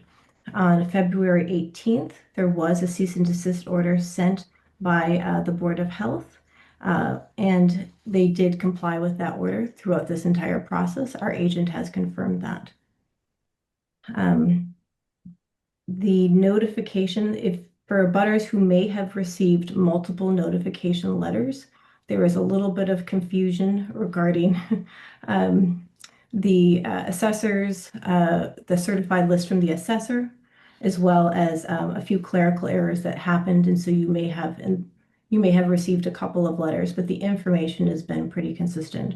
And so the letter that we have, the notification, was mailed on March 5th. I know, Deleandra, we've previously confirmed that in our last meeting. And then via tracking through the post office, Sarah, can you confirm that you have that all of it is 63 property owners, is that correct? Yes. 63 property owners were identified by the assessor as within a quarter mile of 24 Greenwood. And you can confirm that all of the tracking, for each tracking for those, for each of those letters has been delivered. Yes. Okay.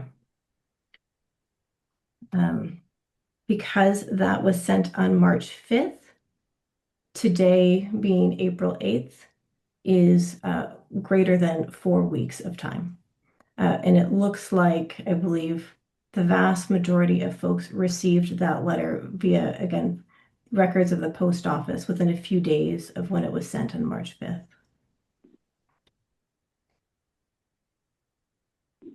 All right, other questions? So I think we have clarified that the cease and desist order for bedrock disruption has been honored throughout this entire process. The recent work was to remove rubble and to just remove boulders. These are loose boulders. There was no bedrock disruption that occurred.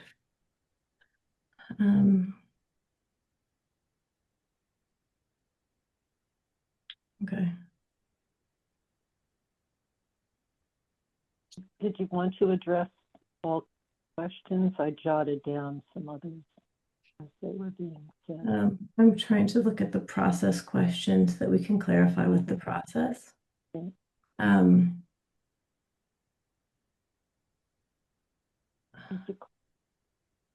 Process-wise, a question on recourse that neighbors have.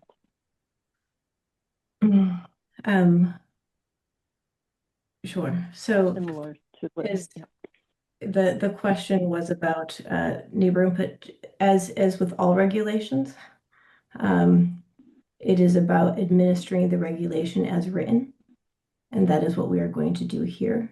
Within the regulation, as was read out loud, it is not about public opinion. Did you have additional information you wanted to contribute to that, Daryl? I think the outgrowth of this regulation, which is not anywhere else that we've been able to identify, has science at its base, but not studies that have tightly correlated exactly what kind of impacts might result from bedrock disruption. But even some studies acknowledge that drilling a well ends up in producing sometimes a spike in some minerals, but at a obviously smaller level than this. So some of what this regulation is giving neighbors the opportunity to identify before and after conditions and have that data should they need to use it for something. And we certainly did a lot of research to find out there are other areas in the Northeast. We have very shallow depths bedrock, which is not typical around the country. So a lot of the activity here, New Hampshire and Connecticut, have looked at these issues, but really have focused on regulating blasting.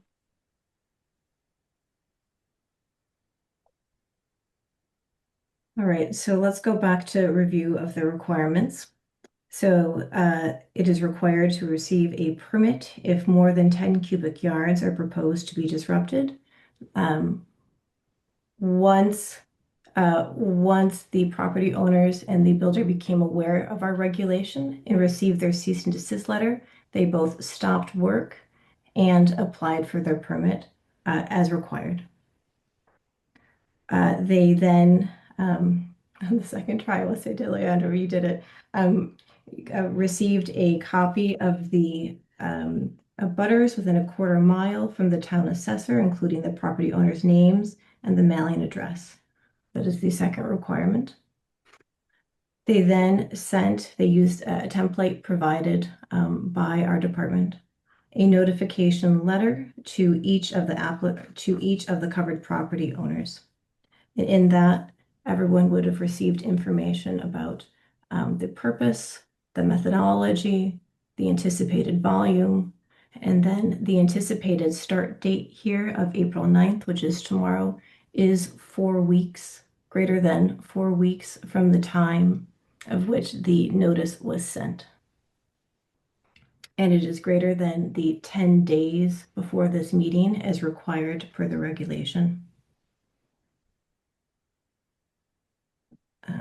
And that is actually the third requirement, that the notice be sent 10 days prior and to all of the owners, and work is not to commence for 4 weeks after the notice is sent. And then, as we said, there is no blasting required.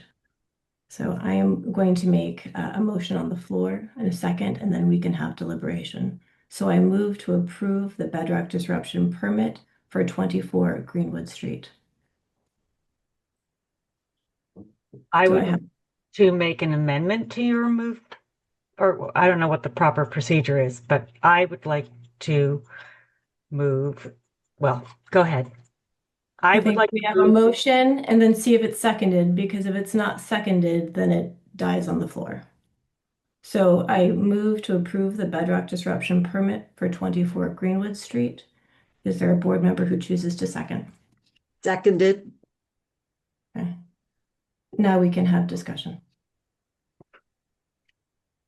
I would like to move that because we give variances on a routine basis to all of our regulations in the town of Sherborn, and because the Board of Health's responsibility is to actually think about public health and the interests of all of the residents of the town of Sherborn and our drinking water, that we allow the residents the opportunity to have proper testing before ledge disruption continues. So I would like to move as a Board of Health that we consider delaying the onset of ledge disruption until 5 days or 7 days or something, so that the neighbors have the opportunity to collect samples before the continuation of ledge disruption occurs. There's a lot, I can give you many scientific references for the knowledge that we've gleaned from developing countries all over the world, as well as in the United States of America, where quantities as small as 1 cubic yard have led to contamination of local groundwater and local wells. Our regulation is highly generous, and it is simply a regulation of notification. It's not in any way restrictive, but it does potentially have the opportunity for local contamination of the groundwater. And that has been shown in science over and over. In fact, on this exact lot, a hydrogeologist was hired, and he came and spoke and discussed the science with our board and with those neighbors, some of whom might be in this audience. I don't know who they are, but in any case, it's also been discussed in other parts of town. And I think that we have a responsibility towards the members of the community of the town of Sherborn to at least allow the abutters the opportunity to test their water before further potential contamination takes place. Rebecca, there has been a 4-week period of time since the notification letter went out.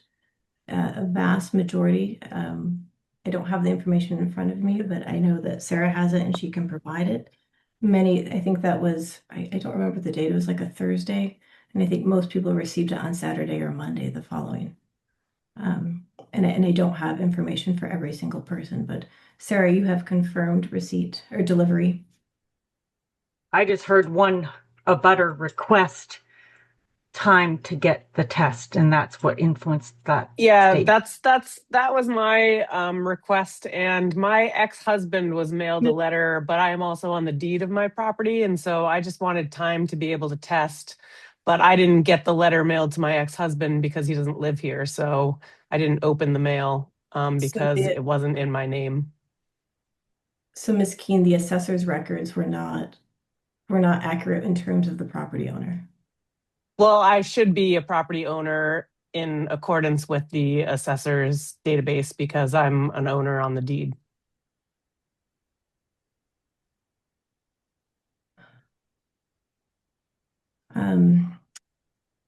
We certainly, Board of Health is not responsible for the assessor's office.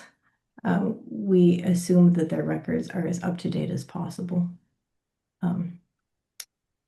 I had also requested a delay, but that's pending. Is it actually starting tomorrow or not? So thanks.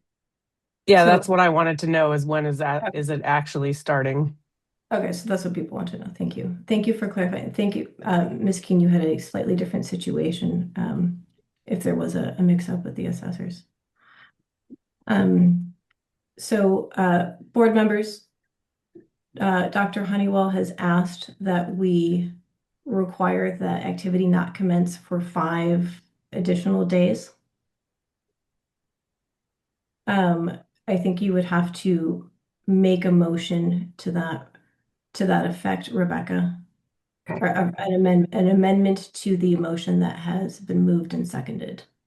Am I going to be able, is that going to give me enough time to test if it's only 5 days? Ms. Keene, would that give you time to test? You would be able to yes, that is the time that we would be able to allow you at most if we were to do this. Well, I thought by the regulation, I'm supposed to receive 4 weeks of notice, right? And so if I didn't get notice and I'm an owner. The property owner has complied with the regulation by sending the certified letter 4 weeks beforehand. They have complied with that regulation. I understand that there was potentially a mix-up in the assessor's office or within your own household, but they have complied with that.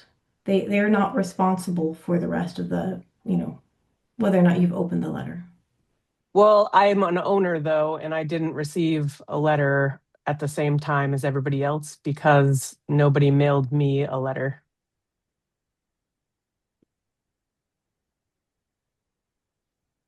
At that time. That's what I'm saying. I just wanted more time because I didn't get the notification that everybody got on March 8th because it didn't come, nobody sent me as an owner in my property any mail. So Rebecca, did you make the amendment? Did you make the motion to amend? I have not made the motion to amend. I'm not sure of the proper procedure because you made an amendment and it was seconded. So I made a motion. You made a motion, it was seconded, and so I don't know if we need to vote in it before I can amend it. So or if I can the amend motion was to approve the permit. Okay. The application was to commence work starting tomorrow. So you are amending the motion to have a condition, which is that work is not to commence. You're going to have to name the date. Would you like to, you need to have a specific date? I would like to move that we amend the authorization to resume ledge site work at the address to commence. I just need to look at a calendar on, would that be Wednesday the 15th, which would be 5 days of weekdays, work days for the abutters to have the opportunity to collect sampling prior to the resumption of potential work on the ledge.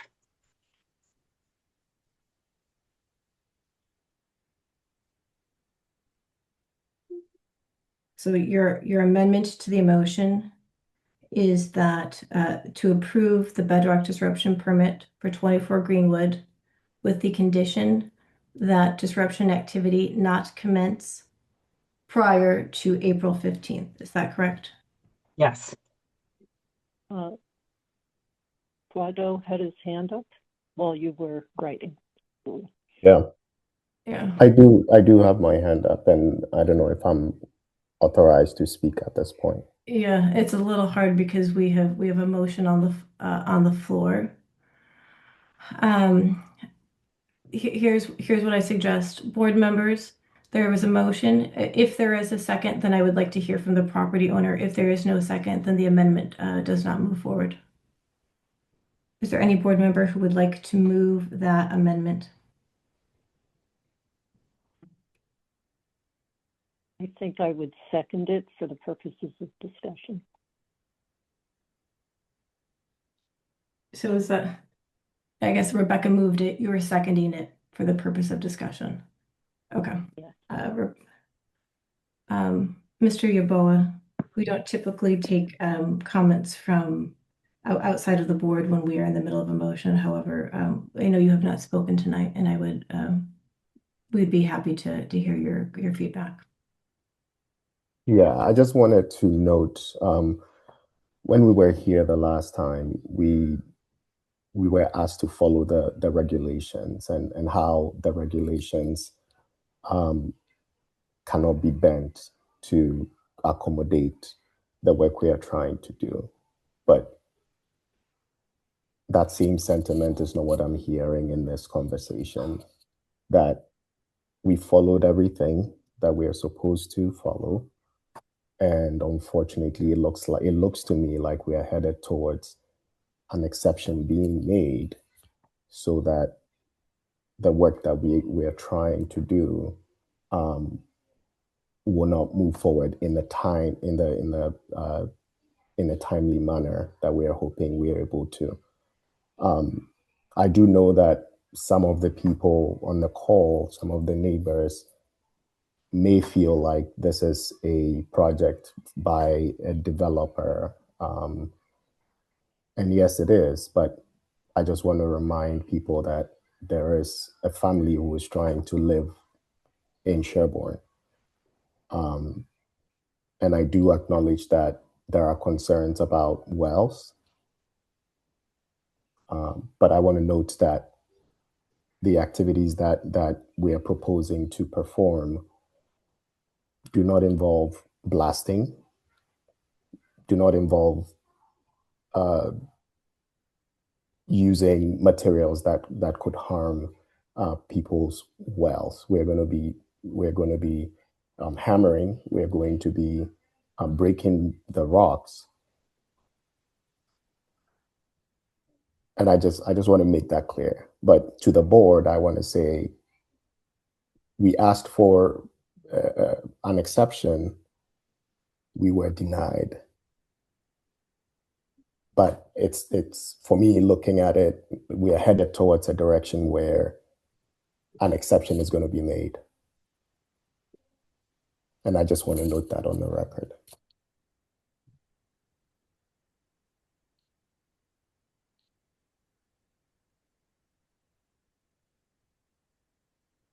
I'll note that I will agree that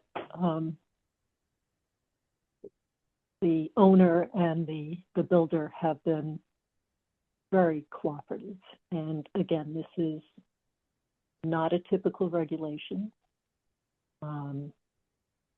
So yes, some disruption took place before it was noted, brought to their attention, and they fully acted in good faith since then and done everything that has been requested.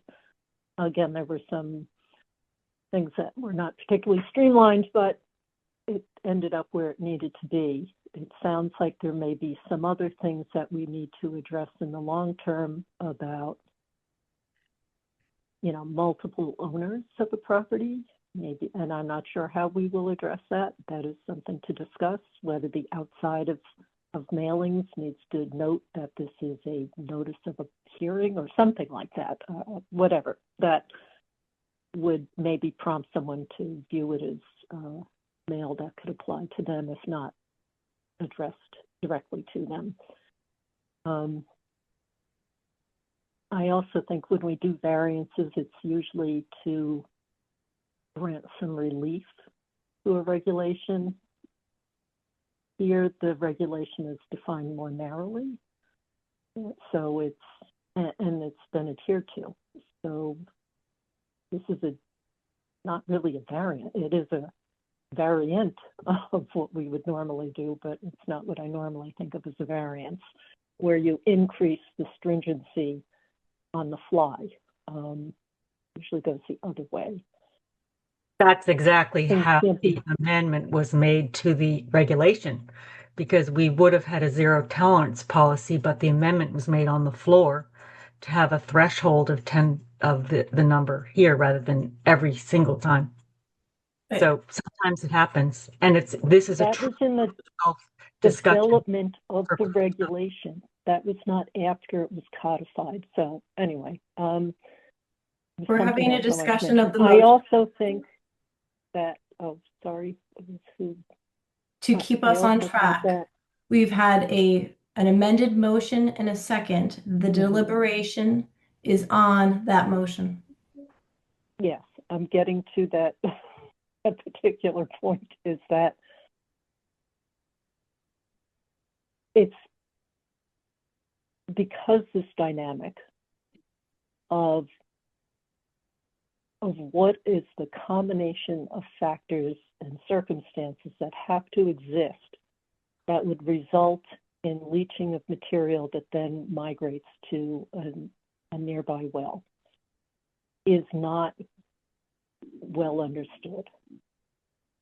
But I am not sure that 5 more days, it's hard to say if that's a significant amount of time, if that's the delay for testing. I don't think we have a technical basis to know what's the right amount of time.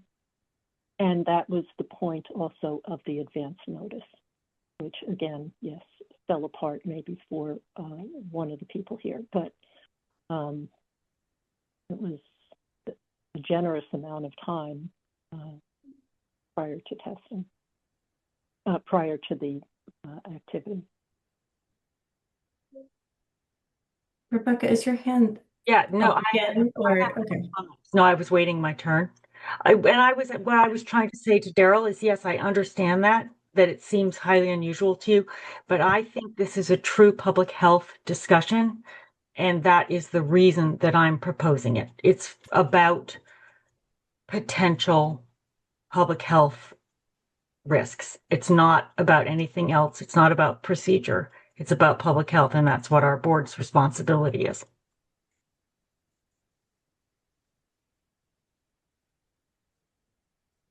All right, we have I'm going to, in case board members have lost track of the motion, do you need me to restate it again? Because it's been moved and seconded. I will restate it. The amended motion that was moved by Dr. Honeywell and then seconded by Ms. Beardsley was that to approve the bedrock disruption permit at 24 Greenwood Street such that activities could not commence on the site regarding bedrock disruption until April 15th. Before we vote on that, I'm going to add in my own deliberation, which is when I look at the regulation as it stands, adding in that condition is not within the purview of the regulation. The regulation explicitly lays out a 4-week time period for the notification to be sent, and the applicants have complied with that process and fulfilled the requirements as I interpret them as laid out in the regulation. All right. Is there any further deliberation on the board before we have a motion or before we have a vote on this motion? I have some comments, but I don't know whether this is the time to mention them. They are relevant to We're deliberating on this motion. Is it relevant to the motion and second on the floor? I believe it's relevant to the motion. If it's on target, you can make the comment, but could Diana please speak first because she hasn't had the opportunity. Please go ahead, Diana.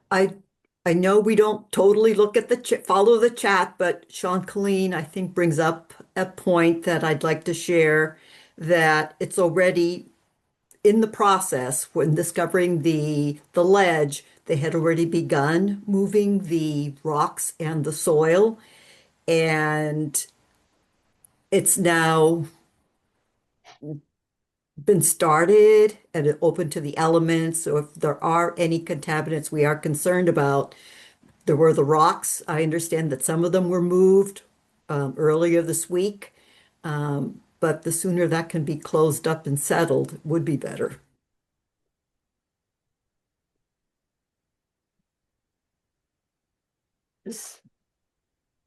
Thank you, Diana. So to clarify, I think what Diana is saying in the second half of her statement, which is if this motion does not pass, there could be another motion made on the floor, is what I hear Diana saying. Rebecca. I was only going to say that the potential health risks arise from unknown, but well documented in scientific literature, both in the United States, in communities where mining takes place, but also all over the world in many developing countries, that local wells have been contaminated through the disruption of rock, where the components of that rock is released into the groundwater in quantities which is greater than that which arises in nature. Most of us are concerned with those quantities that arise in natural processes.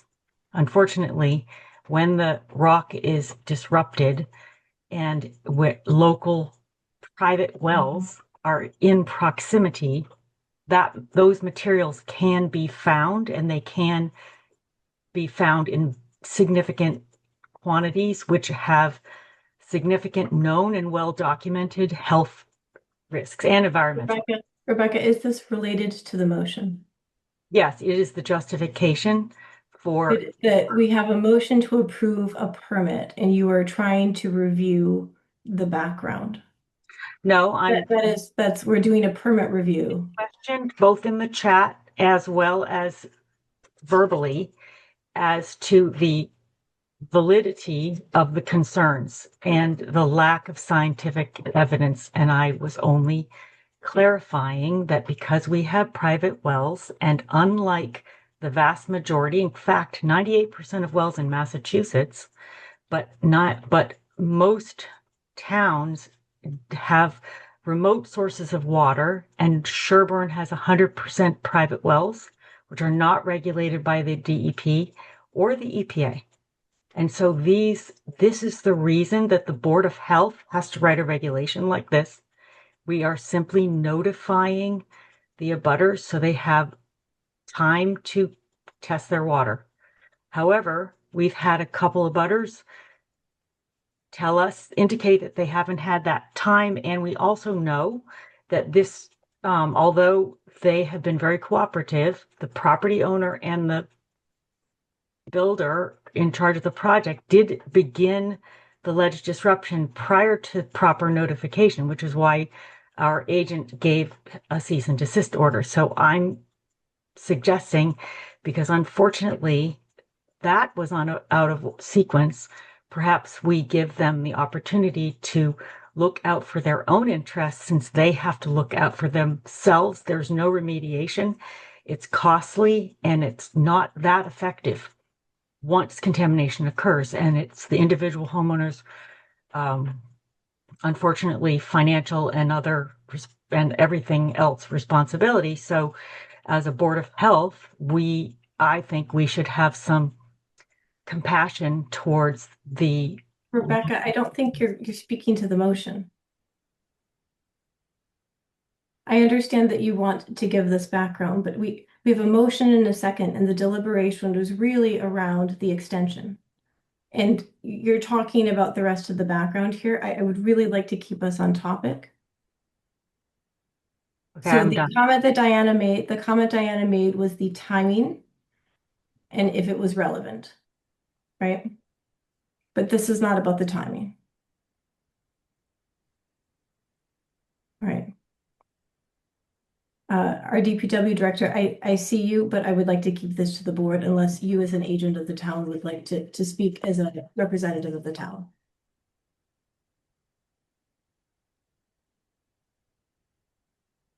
That's you, Sean.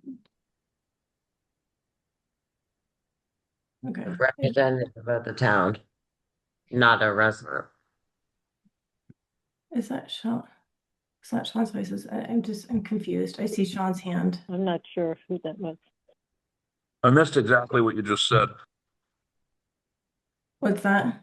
I said we have a motion and a second on the floor. I would like to just have this amongst the board. However, you are a representative of the town as our DPW director, and I recognize that that might be a role. Normally, we would not honor that, but do you have a comment in that role?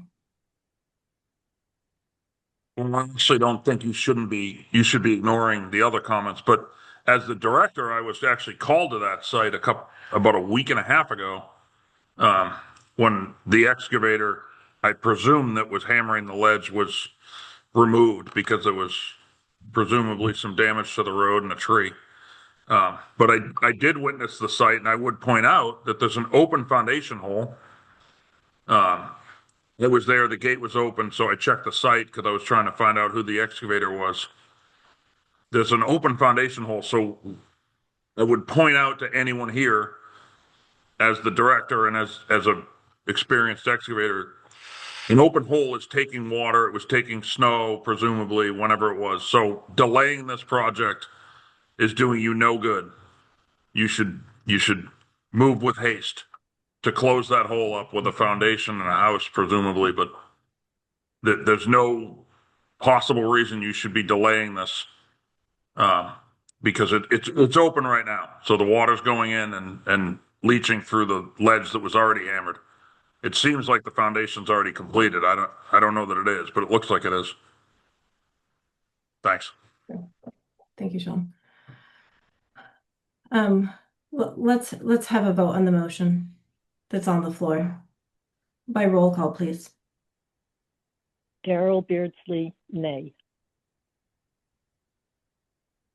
Steve Constantine, nay. Julie Dreyfus, nay. Diana Hook, nay. Rebecca Honeywell, aye. I feel like that's a record right there. All right, I would like to propose a new motion. I move to approve the permit for 24 Greenwood for work to be able to commence on April 9th. So moved. Second.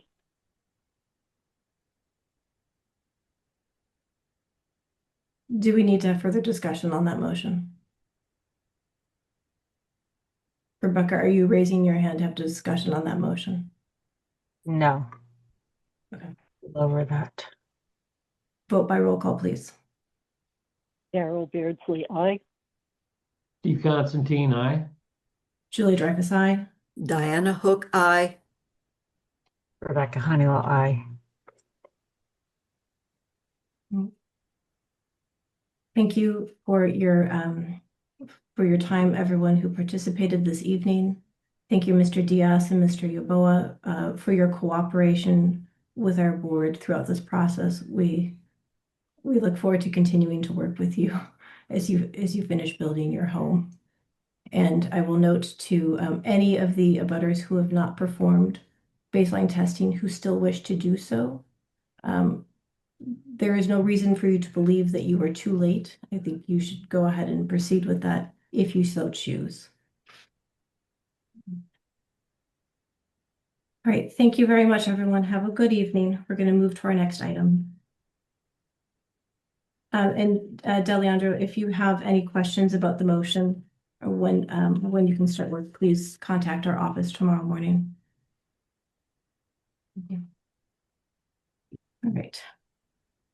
Let's go to the library design flow. Mark, are you still with us? Yes, I am. Okay, sounds good. Mark, would you like to give some background to this? Sure. What I would ask the board to do, Sarah, is to bring up the communications on the library. There's been communications from Chris Canny, our building commissioner, as well as Sean Colleen actually added some additional information. And Chris is on the meeting. I just noticed he's here, as well as my communications with the co-chairs to have this on an agenda for discussion. The library just historically has, when they went to do the addition, there was reviews of the water meter readings at that time. And there was also review of the septic plans to try to figure out where we were before the addition was added. Tonight's discussion will not just be about the past history and the information that we have, but the request is to put on a history type center, historical room. And so that's being discussed. And the points to discuss, in my view, are the age of the septic system. It was built many years ago, and the efforts that were made to update that septic system so that the leaching field will suffice for what was built. And that was to put a new distribution box in, as well as to put an effluent filter in the tank. And those are really very good items to have. And the design flow is the major discussion that I think the board will have to go through. Previously, that septic system was designed for 500 gallons when the library was built. I think it's 1969. And I'm focusing in on the information that's there. And as well as Chris did some of his research as well. Roger Demler, back in the days when they were proposing the addition, was keeping information on the water meter readings for the library. And recently, water meter readings are being kept with Whitewater, and Chris Canny did review those. So we have some information for the board to review to determine if you're okay. In my view, from what I've seen and the information presented, is that there's capacity to add this historic commission room or historical archives room, whatever we wish to call it. But at the same time, I would ask the board to be considerate of the age of that septic system and ask that that septic system be at least once a year reviewed by a Title V inspector for its function. That includes the distribution box being opened, as well as the septic tank being pumped out. So I would ask that that be in your review tonight. Thank you. Okay, so to review for the board, this is coming before us for a building permit for the History Center. There is a proposed increase in the occupancy of the building that would result in a delta of an additional 26 persons relative to the current occupancy of 389 for a total of 415 occupants. What we are determining tonight is if the capacity of the existing system can accommodate the additional potential flow. As we know in Title V, they do not have specific design flow for public libraries, which I have to say I'm a little surprised about, but and instead we look at water meter readings. So Sarah, do you want to pull up any of, I think there are a couple of I saw two different spreadsheets presented. I don't know if the board has a particular one they want to look at tonight. Daryl, do you have one that? Yes. I looked at the first one far more depth than I've looked at the second one myself, but I think either one are informative. Yeah. Do you want me to bring that up or? No, I think I'm asking you as we which one look at the to pull design up? flow, which reference would you find Sorry, more helpful for the discussion? I think in terms of the analysis of the design flow, just the numbers one, the updated library water calculations document. Can you pull it up for us, Sarah, please? Is it working? We could read about the history, Oh, but I'm not sure if that's necessary now, and it's late. Yeah. Is I that find a way to make it a little smaller so we can see more of, there's more information on that sheet. Thank you. Yeah, I Don't think we make it too small? it's better done one part at a time because the top that we're not seeing all of has just the monthly calculations, and then we could look at the analysis that is being highlighted now after that, once people have a feel for the numbers. I'm guessing that's the way it worked for me to review it. I'm happy to let you kind of walk through that if you'd like.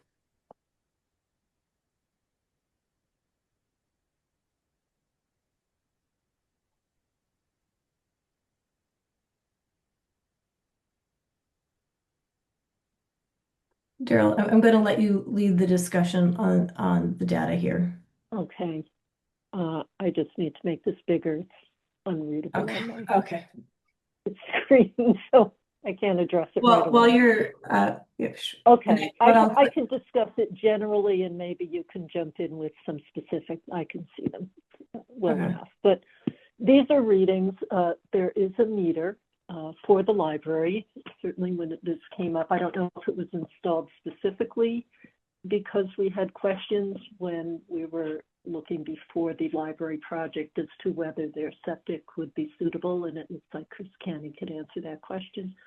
But there is a meter. It's being read. You can see the numbers from, it's roughly each month, but not always exactly 30 days apart.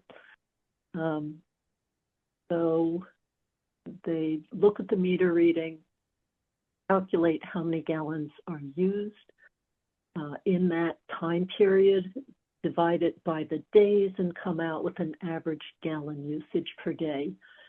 And there are a few numbers that stand out. You can see that most of them are below 100, but there's some that are over 100, and then there's some very large numbers. Those are associated with irrigation, which is low water usage, but it does not go into the septic system. So that's a little bit different and can be regarded differently. And I think that's kind of the main comments on the numbers that were used. So then those average gallon per day were taken and used to calculate the average gallons a day over an entire year or time period. And Chris, again, I have not back calculated anything that you've done to see exactly which method you used. But the idea is that these are actual water usage numbers. And so one of the options that we have with DEP is to have meter readings from a like facility. And so the like facility would be our existing facility, but then you need to add a cushion factor essentially and double that number. And that some of the general ideas for for having that factor added is to address some period of unusually high flow for whatever reason and make sure that the system is not overwhelmed. And it can also account for the differences between different facilities in different places. We happen to be dealing with our own facility in one place, so it is a little more targeted to what we experience in town. But it's only essentially how much? I didn't look at the. So it's over, it's over how many over a year? See how many rows there are. So it's over 2 years worth of data, but it's still, things change over time. In any case, so Chris, I don't know if you just want to talk through it, but Chris has, I'm assuming you did this, Chris, has nicely indicated the different calculations that have been done. Average water usage using all of that data to the side, to the left side, column E, and I at the top, it's 212 gallons a day, roughly. And then doubling that, what that would be, 424 gallons. It's a 500 gallon a day system based on historic records that we had. However, the library is going to grow.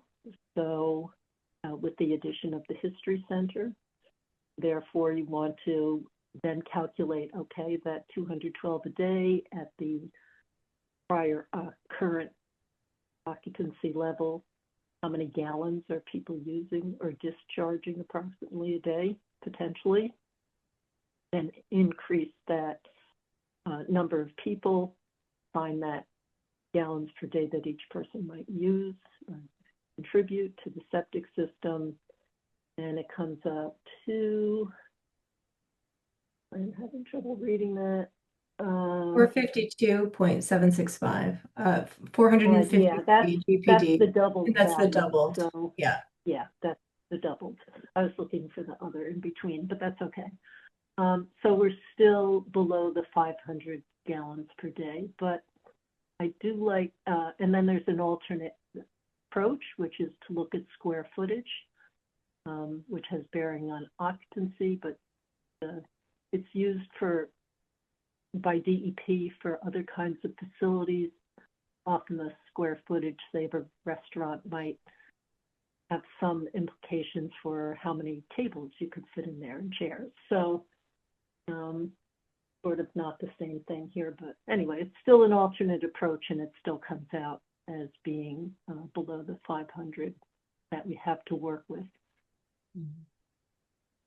So that's the general gist of that. I like Mark's recommendations. I think we need, system is aged in the world of septic systems, and there's just so much loading that soils can take before the sites for filtering are still available or not. They get used up, they get clogged potentially. So it's, a system to keep an eye on. But by our calculations, and these are hopefully conservative calculations, it looks like the needs can be met by the existing system. Chris, do you want to add any color to that? Yeah, sure. I will say in the first version that you saw of this, I discounted the periods where we were watering outside. In these numbers, I just included them because that's like worst case. Imagine all of that water was going into the septic. Where are we at? And it looks like we're still okay. So if you discount those months of heavy outside watering, the actual gallon usage is closer to 100. And so doubling it would be closer to 200. So then we're well within what the capacity of the system is. So if at any point we need to recalculate this, we could certainly try to separate out how much water is going into the irrigation system versus what's actually going to the septic. I'm sure we could put a little meter on the irrigation pipe within the library to sort of track that if we need to do that. But again, it worked this way, so I didn't go down that road. But I think you see what I did here. I tried to give you sort of both options, either if we're going to go with occupants as the driving factor for gallonage, or if we're going to go with square footage. And in both scenarios, it still meets the requirements of what's provided by the existing septic system.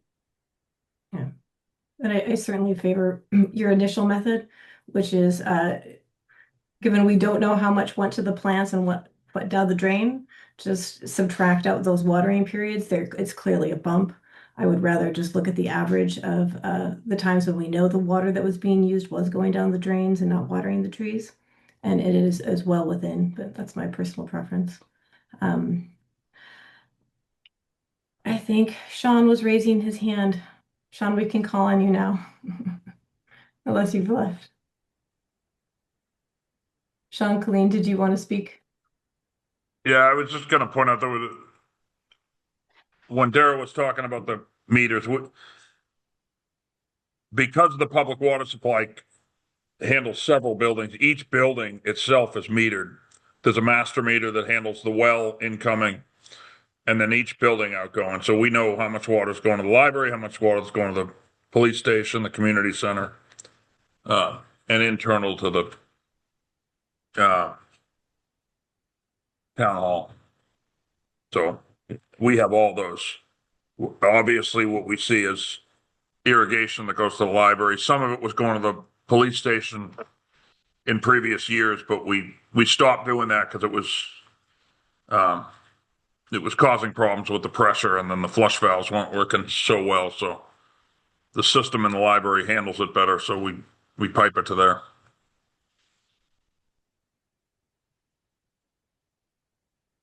Thank you for clarifying. Board members? How many years of data do we have that's specific to buildings since the start? So this data goes back to when the occupancy was issued for the addition on the library, which is sort of its usage in its current setup.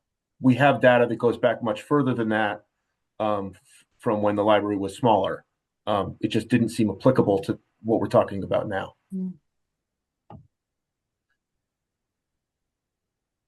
I was curious just for other reasons. I mean, looking at the report that Roger Demler did for the Building Commission back in 2016, and the estimate that there was going to be a reduction in water use by replacing the HVAC and getting rid of the swamp coolers and putting in low flow toilets. I think what we see here is it sure did. It reduced the water use, which I thought was a real win. Board members, other comments before we go ahead with a motion to approve the building permit? And then, Mark, I'm going to ask you to review those any of those conditions you set forth? I'm not seeing other board members' comments now. Okay. No comments. I'm just surprised the septic system's still working. 1969, that's pretty good. Yeah, pretty good.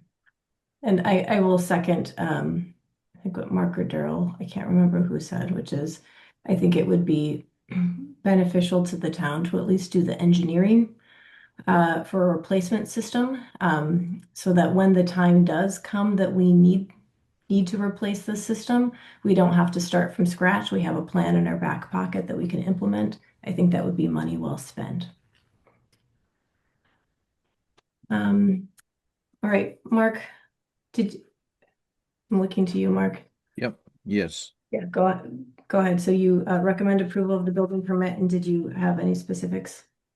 The specifics were that and I would suggest in the fall, that the septic tank be pumped out or more often if needed. And the reason for the fall is that way if there's any groundwater issues, the tank will not float. And usually in the fall, it's your driest time before November. And that they also open up the distribution box and check the effluent filter to make sure that the system is functioning both at the septic tank as well as at the leaching field. That would be my recommendation as part of this building application approval. And I like your idea, Julie, of them starting to survey by doing soil testing and designing a septic system. So they're ahead and they're being proactive to have a septic plan available if this system fails.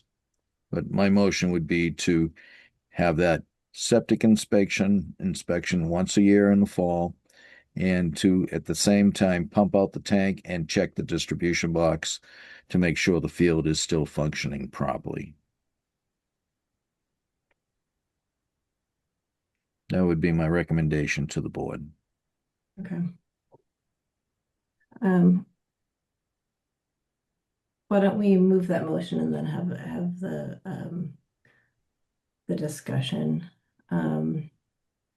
So I move to approve the building permit for the History Center located at the library,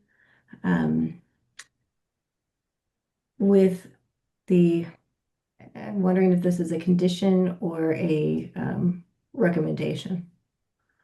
I'll leave that up to the board.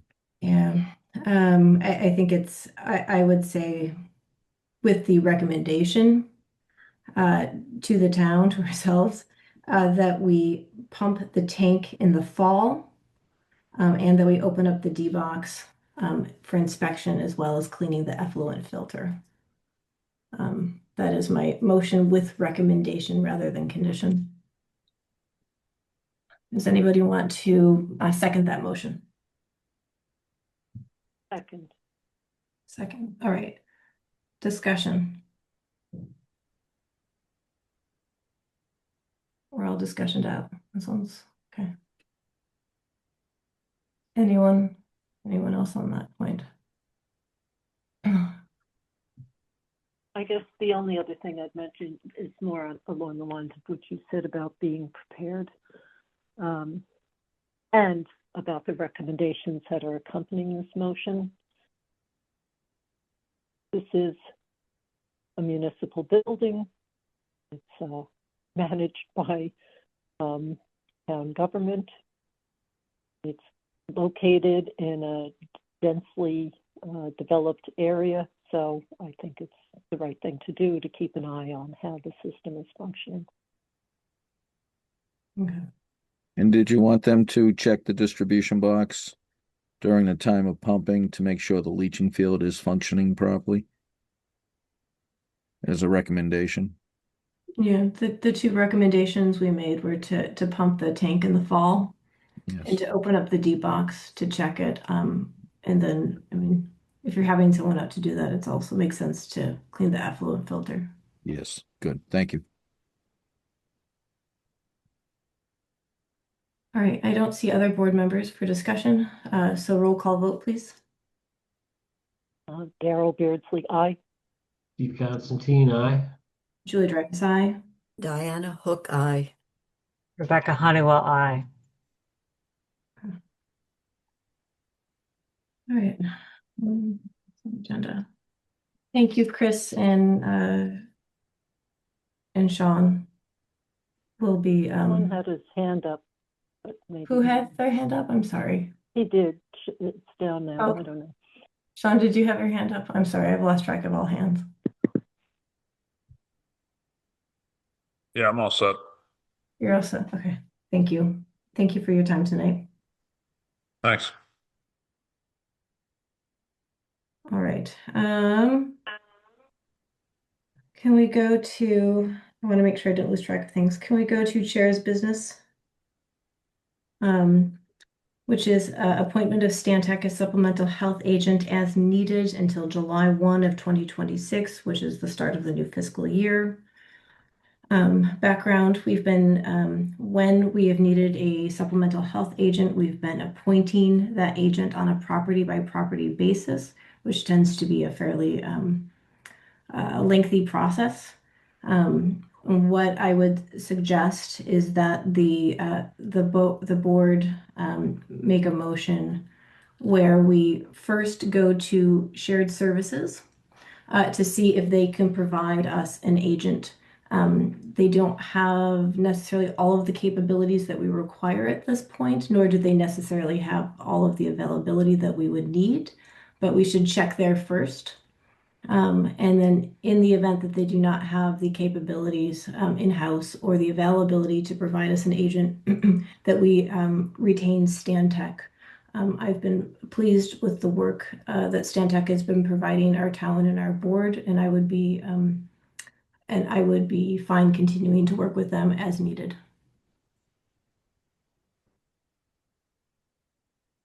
Anyone else? Have something to say? So moved to, or? Oh, do I? No, I was just trying to give background. Sometimes we okay. deliberate before a motion. This would be an opportunity to deliberate before a motion. Okay. Anyone, so my summary is, let's I go to agree shared with services that. first. I recognize that we're probably not gonna be able to get everything we need there. And then we just go to Stantec. Yes, okay. Yeah. Anyone else? Deliberation on that? Otherwise, I'll just take a motion. Okay. I move that we, that as the board deems a supplemental health agent is needed, that we first seek service through our shared service agreement, and second, retain Stantec for the agent services necessary. So moved. Seconded. Deliberation?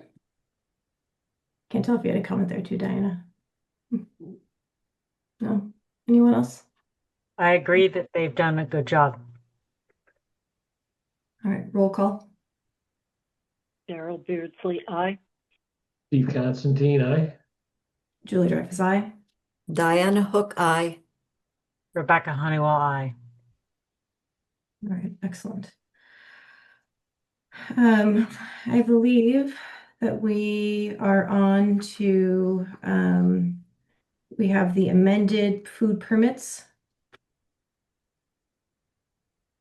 and meeting minutes. Yes, that's all we have left, correct?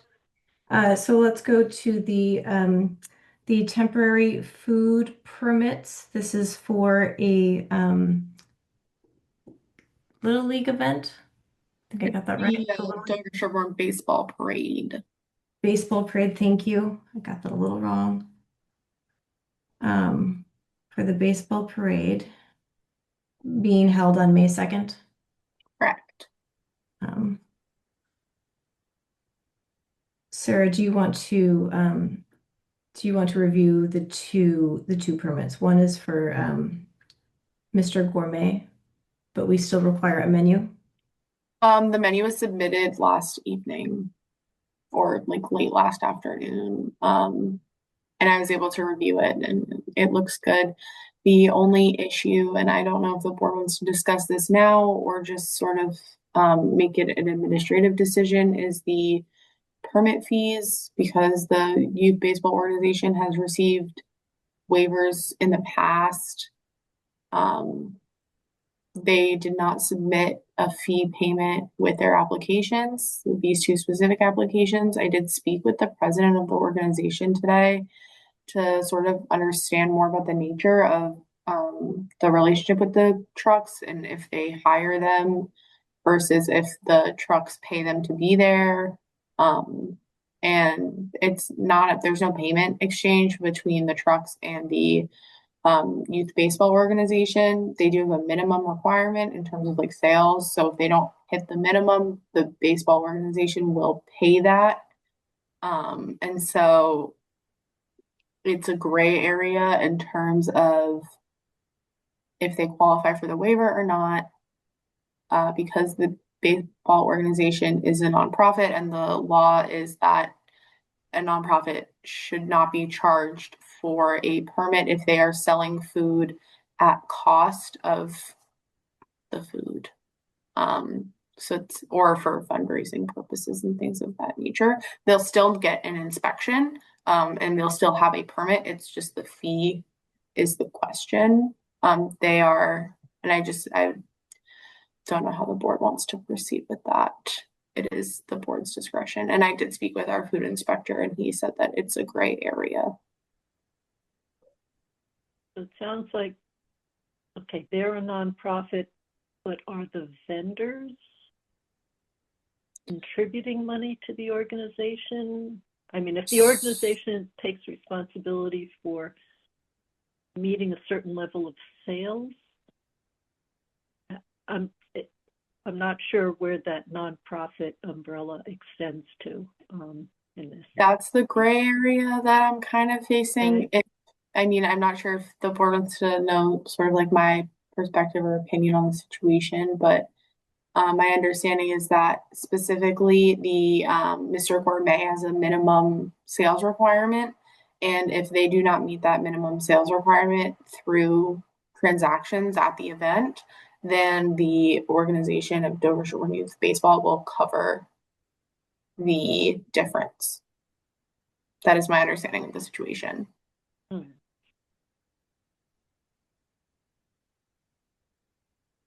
And having the vendors there enables them to raise money in some other way? Or it's just an event. Ambiance? This is very complicated. I don't know. So I've spoken with, and I was unaware of these kind of fees being waived in the past.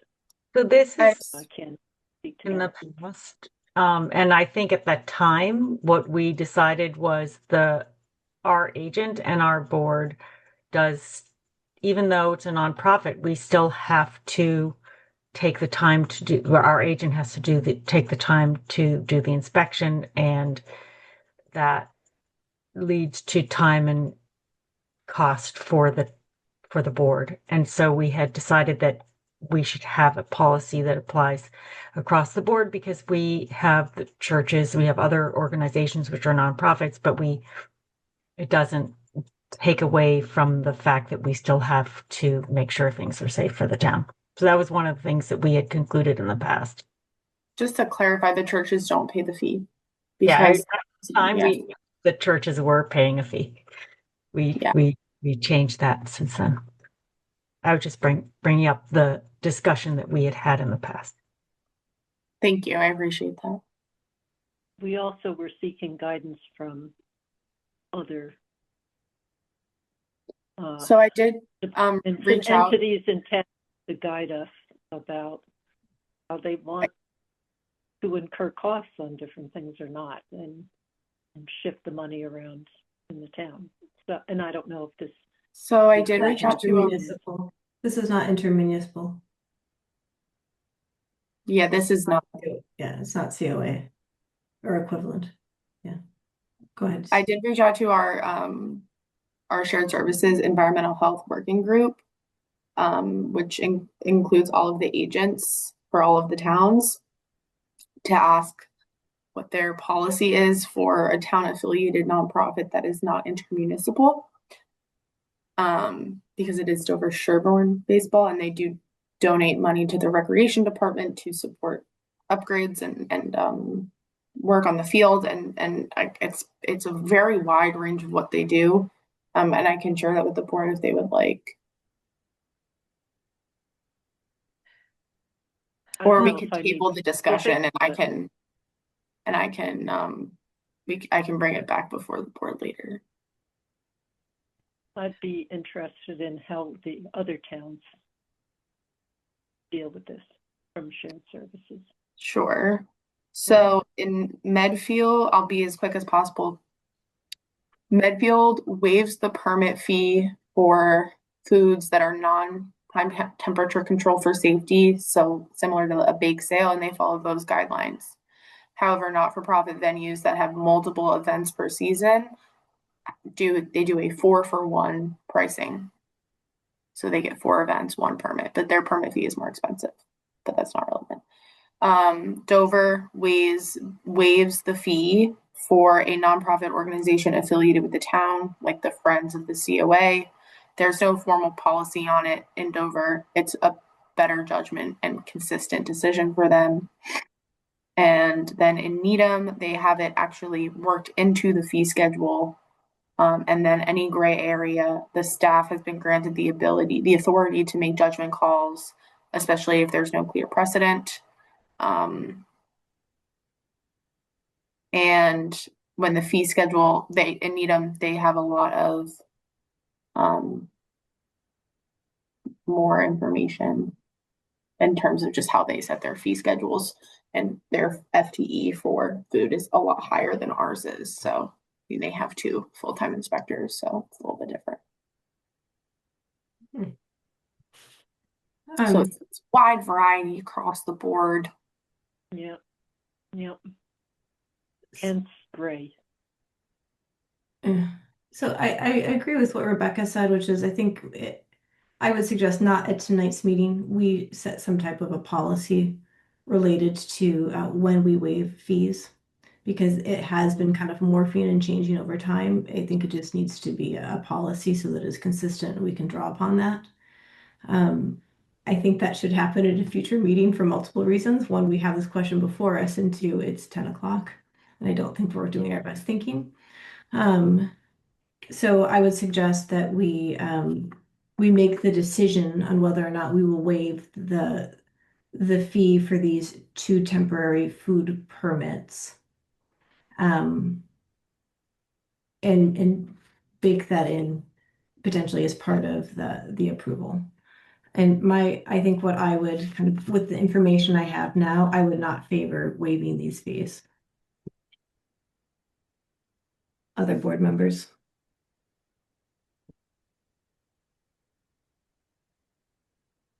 I kind of need a straw poll of what people want to do, if they want to waive the fees or not, so that we can have an appropriate motion. Yeah, I think that if you've got a nonprofit event, but you've got vendors there that are for profit, I wouldn't waive the fee. Okay. Diane, what are your feelings? Well, I guess I'm wondering in terms of precedents that we've waived the fee in the past. And why was that? Because it was the vendors were affiliated with the nonprofit, even though. My understanding is that in this situation, the organization themselves over Sherborn is going to be covering the fee, and so because of their continued support of the recreation department, it was a decision that was made by the board that got tabled because we've been waiting for more input. And I did speak to our assistant town administrator today to see if we had ever gotten more input, and we have not. So I think it's just it's just a gray area of precedent and also policy and law. So.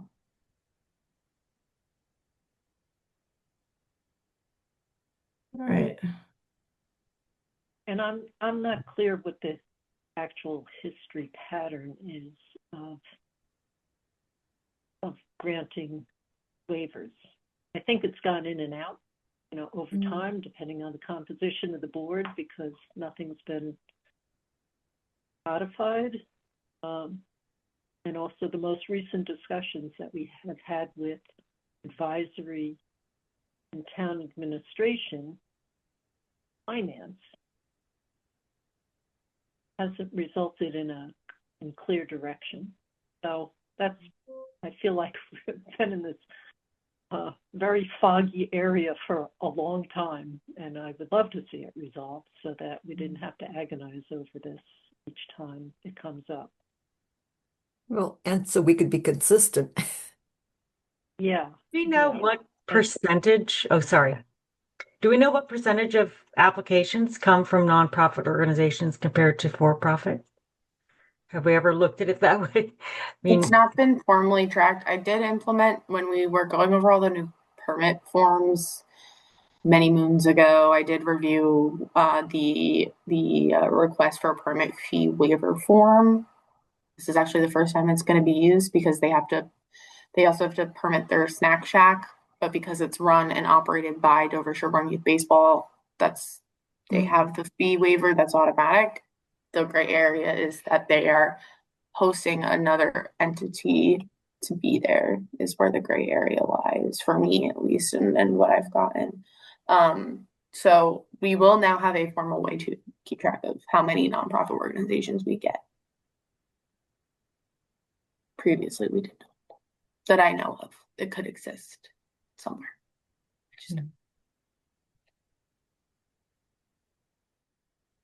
Does the fee issue, should that be wrapped up in one motion, or should that be a separate motion? What do you think, Are you Daryl? asking me? I'm putting it out there. I was going grant the to permit and then and not grant and then require that the fee be paid for the permit to be issued, which would be we are not granting the waiver request, or we separate it out. I think I'm favoring putting it together. And just I also want to clarify, Sarah, last that I heard is the ice cream truck still needs to have their Corey and Sorry check, correct? That would be a condition for the permit. Yes, they have a security permit from the town they are permitted in, which will be confirmed by our police department, and any further information that is needed will follow with them. But that's separate from our department. But we just pass on that information. But I think getting confirmation of that through PD should happen prior to the issuance of the permit. So I would put that in as a condition. Correct. Okay. Sorry. That makes sense. We're not doing it, but we're having PD confirm it. Yeah. Okay. So I think I'm reading the room. We'll see. I'm going to do these two separately. I'd like to move to approve the temporary food permit for Mr. Gourmet, conditional to receipt of the $50 application fee. So moved. Second. I'm not hearing any further discussion. Oh God, I don't feel ready to vote. Yep, we're going to vote on that. Do you need to discuss the requirement of the fee? Sarah, I got that correct. The temporary food permit is $50. The fee.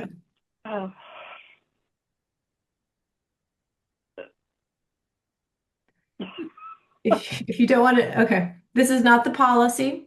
The policy will be a future. This is the specific permit. Do they need to pay the fee for this permit? Yeah, I know that. Okay. Yeah. Do you want us to go I guess alphabetical order, Daryl? Do you want us to give you time? We can do that. Yeah. How about Steve? Yeah. How about we lead off and Daryl, you go at the end. Steve Constantine, aye. Julie Dreyfus, aye. Diana Hook, aye. Rebecca. Honeywell, aye. All right, Daryl. Daryl Beardsley, aye. Okay. Motion passes. My other proposal was going to be the 2 for 1, like the 4 for 1. I don't know. Do I have a motion to approve the temporary food permit for Grandy's Ice Cream with two conditions? One, payment of the $50 fee, and two, conditional to the confirmation of the Corey and Sori backgrounds by the Sherborn Police Department. So moved. Second. Hearing no further discussion. Darrell Beardsley, aye. Steve Constantine, aye. Julie Dreyfus, aye. Diana Hook, aye. Rebecca Honeywell, aye. Excellent. I feel that the Board of Health is nonprofit, so that's how I finally. No one else is getting paid for this? Oh my God. Okay. Okay. Sarah, at some point in the future, could you please remind us that we want to develop a policy? And in fact, if you would like to draft a policy or at least come back with discussion points, that would be very helpful. Thank you. Hold us to task, please. Let's go to meeting minutes. We have two sets of minutes. Both are from March of this year. One is for March 4th. One is for March 18th. Let's go in chronological order. Let's start with March 4th. I have reviewed those minutes and had no edits, shockingly. Do we have a majority of the board who is ready to vote on the March 4th minutes? I submitted some minor edits like capitalizing or not capitalizing. I capitalized it, the word board, when referring to the board consistently, and a little streamlining of redundant stuff, and then comments for the end on that the whole deliberation around the minutes wasn't timing, and some the logistics in my mind didn't have to be part of the minutes. It was kind of more of an administrative logistical issue, but I don't know. Learns a lot about the edits from that, but that's the only kind of comments I had. Nothing that changes the substance of what was presented in the draft initially sent out. Okay. Other than not including all the details about how we were going to do minutes. But that's, again, I don't know what people would draw on policy-wise from that. Yeah. We just need 3 people to be able to move these forward. Anyone else submit edits for the March 4th minutes? Is there at least one other board member who's prepared to vote on those minutes? Okay, excellent. Do I have a motion to approve the March 4th minutes with submitted edits? So moved. Second. I'll second. Okay, so thank you, Steve. Roll call. Darrell Beardsley, aye. Steve Constantine, aye. Julie Dreyfus, aye. Diana Hook, abstain. I wasn't there and didn't view the video. That's right. I forgot you weren't in that one. I also have to abstain because for some reason, I didn't see those minutes. Motion passes. Now to the March 18th minutes. I have to confess, I did not have time to read those. But if a majority of the board was ready to vote. I sent it an edit to Sarah. For the 18th? For the 18th. Okay. I also did. Okay. I've only received Diana's edits. Rebecca, I did see your edits, but it was after 5:30, so I haven't gotten a chance to actually read them over. Okay. Rebecca, were they substantive or were they grammatical or typos? They were not grammatical or I don't understand. In the minutes, throughout the whole minutes, people are quoted with a summary of what they said. Mine, in the first paragraph, it says, I only made 2 comments, I believe, in the conversation with the builder on this lot on Greenwood Street. And I asked him if he read the regulations before he started the project. And I mentioned that the regulation was intended to notify the neighbors. That's all I said. But instead of quoting what I said, the minutes say that I had a discussion with him, but I didn't have a discussion with him. I just asked him if he read the regs before he initiated the project, and I said the justification. And I feel like it should be summarized in the minutes in the way that I said it, rather than summarized as I had a conversation with him. Because that isn't what I said. What I said was, did you read the regs before you started work? And here's the justification for the regulation. So I wanted that included. So that's what I wrote to Sarah. Okay. I would like those in the minutes because that's what I said at the meeting. I would like my I agree statement that that's more actually. informative than Yep. conversation. That would be my request if that's possible. I'm not even sure we're going to have enough people to vote on those minutes. We might have to push that one down to the next meeting. Let's see. So Rebecca, you're ready to vote with your edits. Diana, you're ready to vote with your edits? Yes. Is Daryl or Steve or either of you prepared to vote on the minutes tonight? Sorry, no.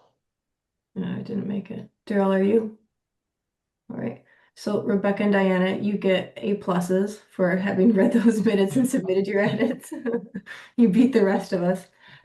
We're going to, because we don't have enough people who are ready to vote, we will move voting on the March 18th minutes to what is our next meeting? May The 6th. 6th. Okay. Can't believe we're at May already, Diana. Okay. So we will move voting on those minutes. For the rest of us who have not submitted our edits, let's try to get those to Sarah in enough time that she can incorporate the edits and then send the revised draft out to us prior to that meeting. Did I get everything? Agenda. Agenda. Thank you. So agenda obviously is always meeting minutes. Do we have variance hearings, Sarah? You know, or Mark, if you know. I know we have one on the 20th. I can't remember if we have one on the 6th. Let me double check. I do know that we will have.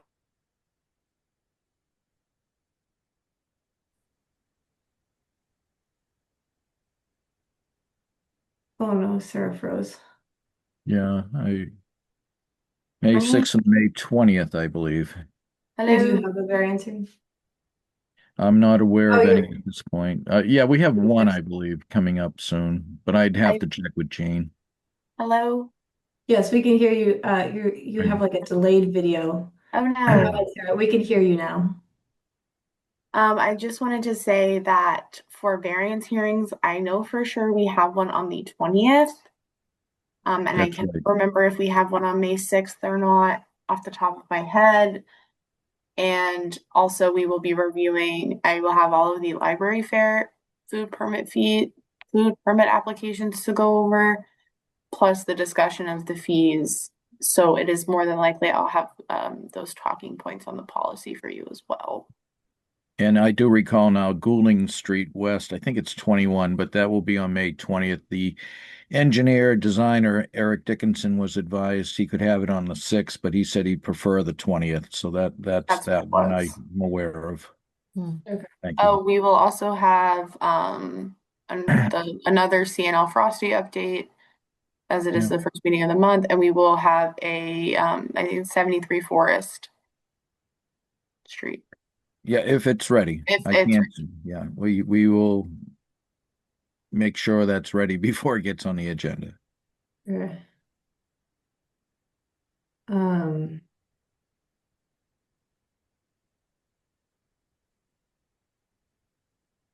Anything else right now? All right. Can we have a motion to adjourn? So moved. Good. Hearing no Beardsley, further aye. discussion. Seconded. We have a motion to second. Daryl's already voted aye. Go ahead, Steve. Sorry. Steve Constantine, aye. Julie Dreyfus, aye. Diana Hook, aye. Rebecca Honeywell, aye. Thank you, everyone. Have a good night. Good night, I have a everyone. process question for somebody. I don't know who can answer it. For the minutes, Yep. how does the chat get transcribed? The chat doesn't. We should have made a statement. Is that the chat is not part of our official record. If people are making comments in the chat, they will not be part of the record. They have to raise their hand to make the comment. But we allow the chat to be opened for people to be able to engage back and forth. It's just not monitored by us, and it's not part of our official discussion. That And sounds there's a town policy Yeah. on that. Decided on that. Sounds good.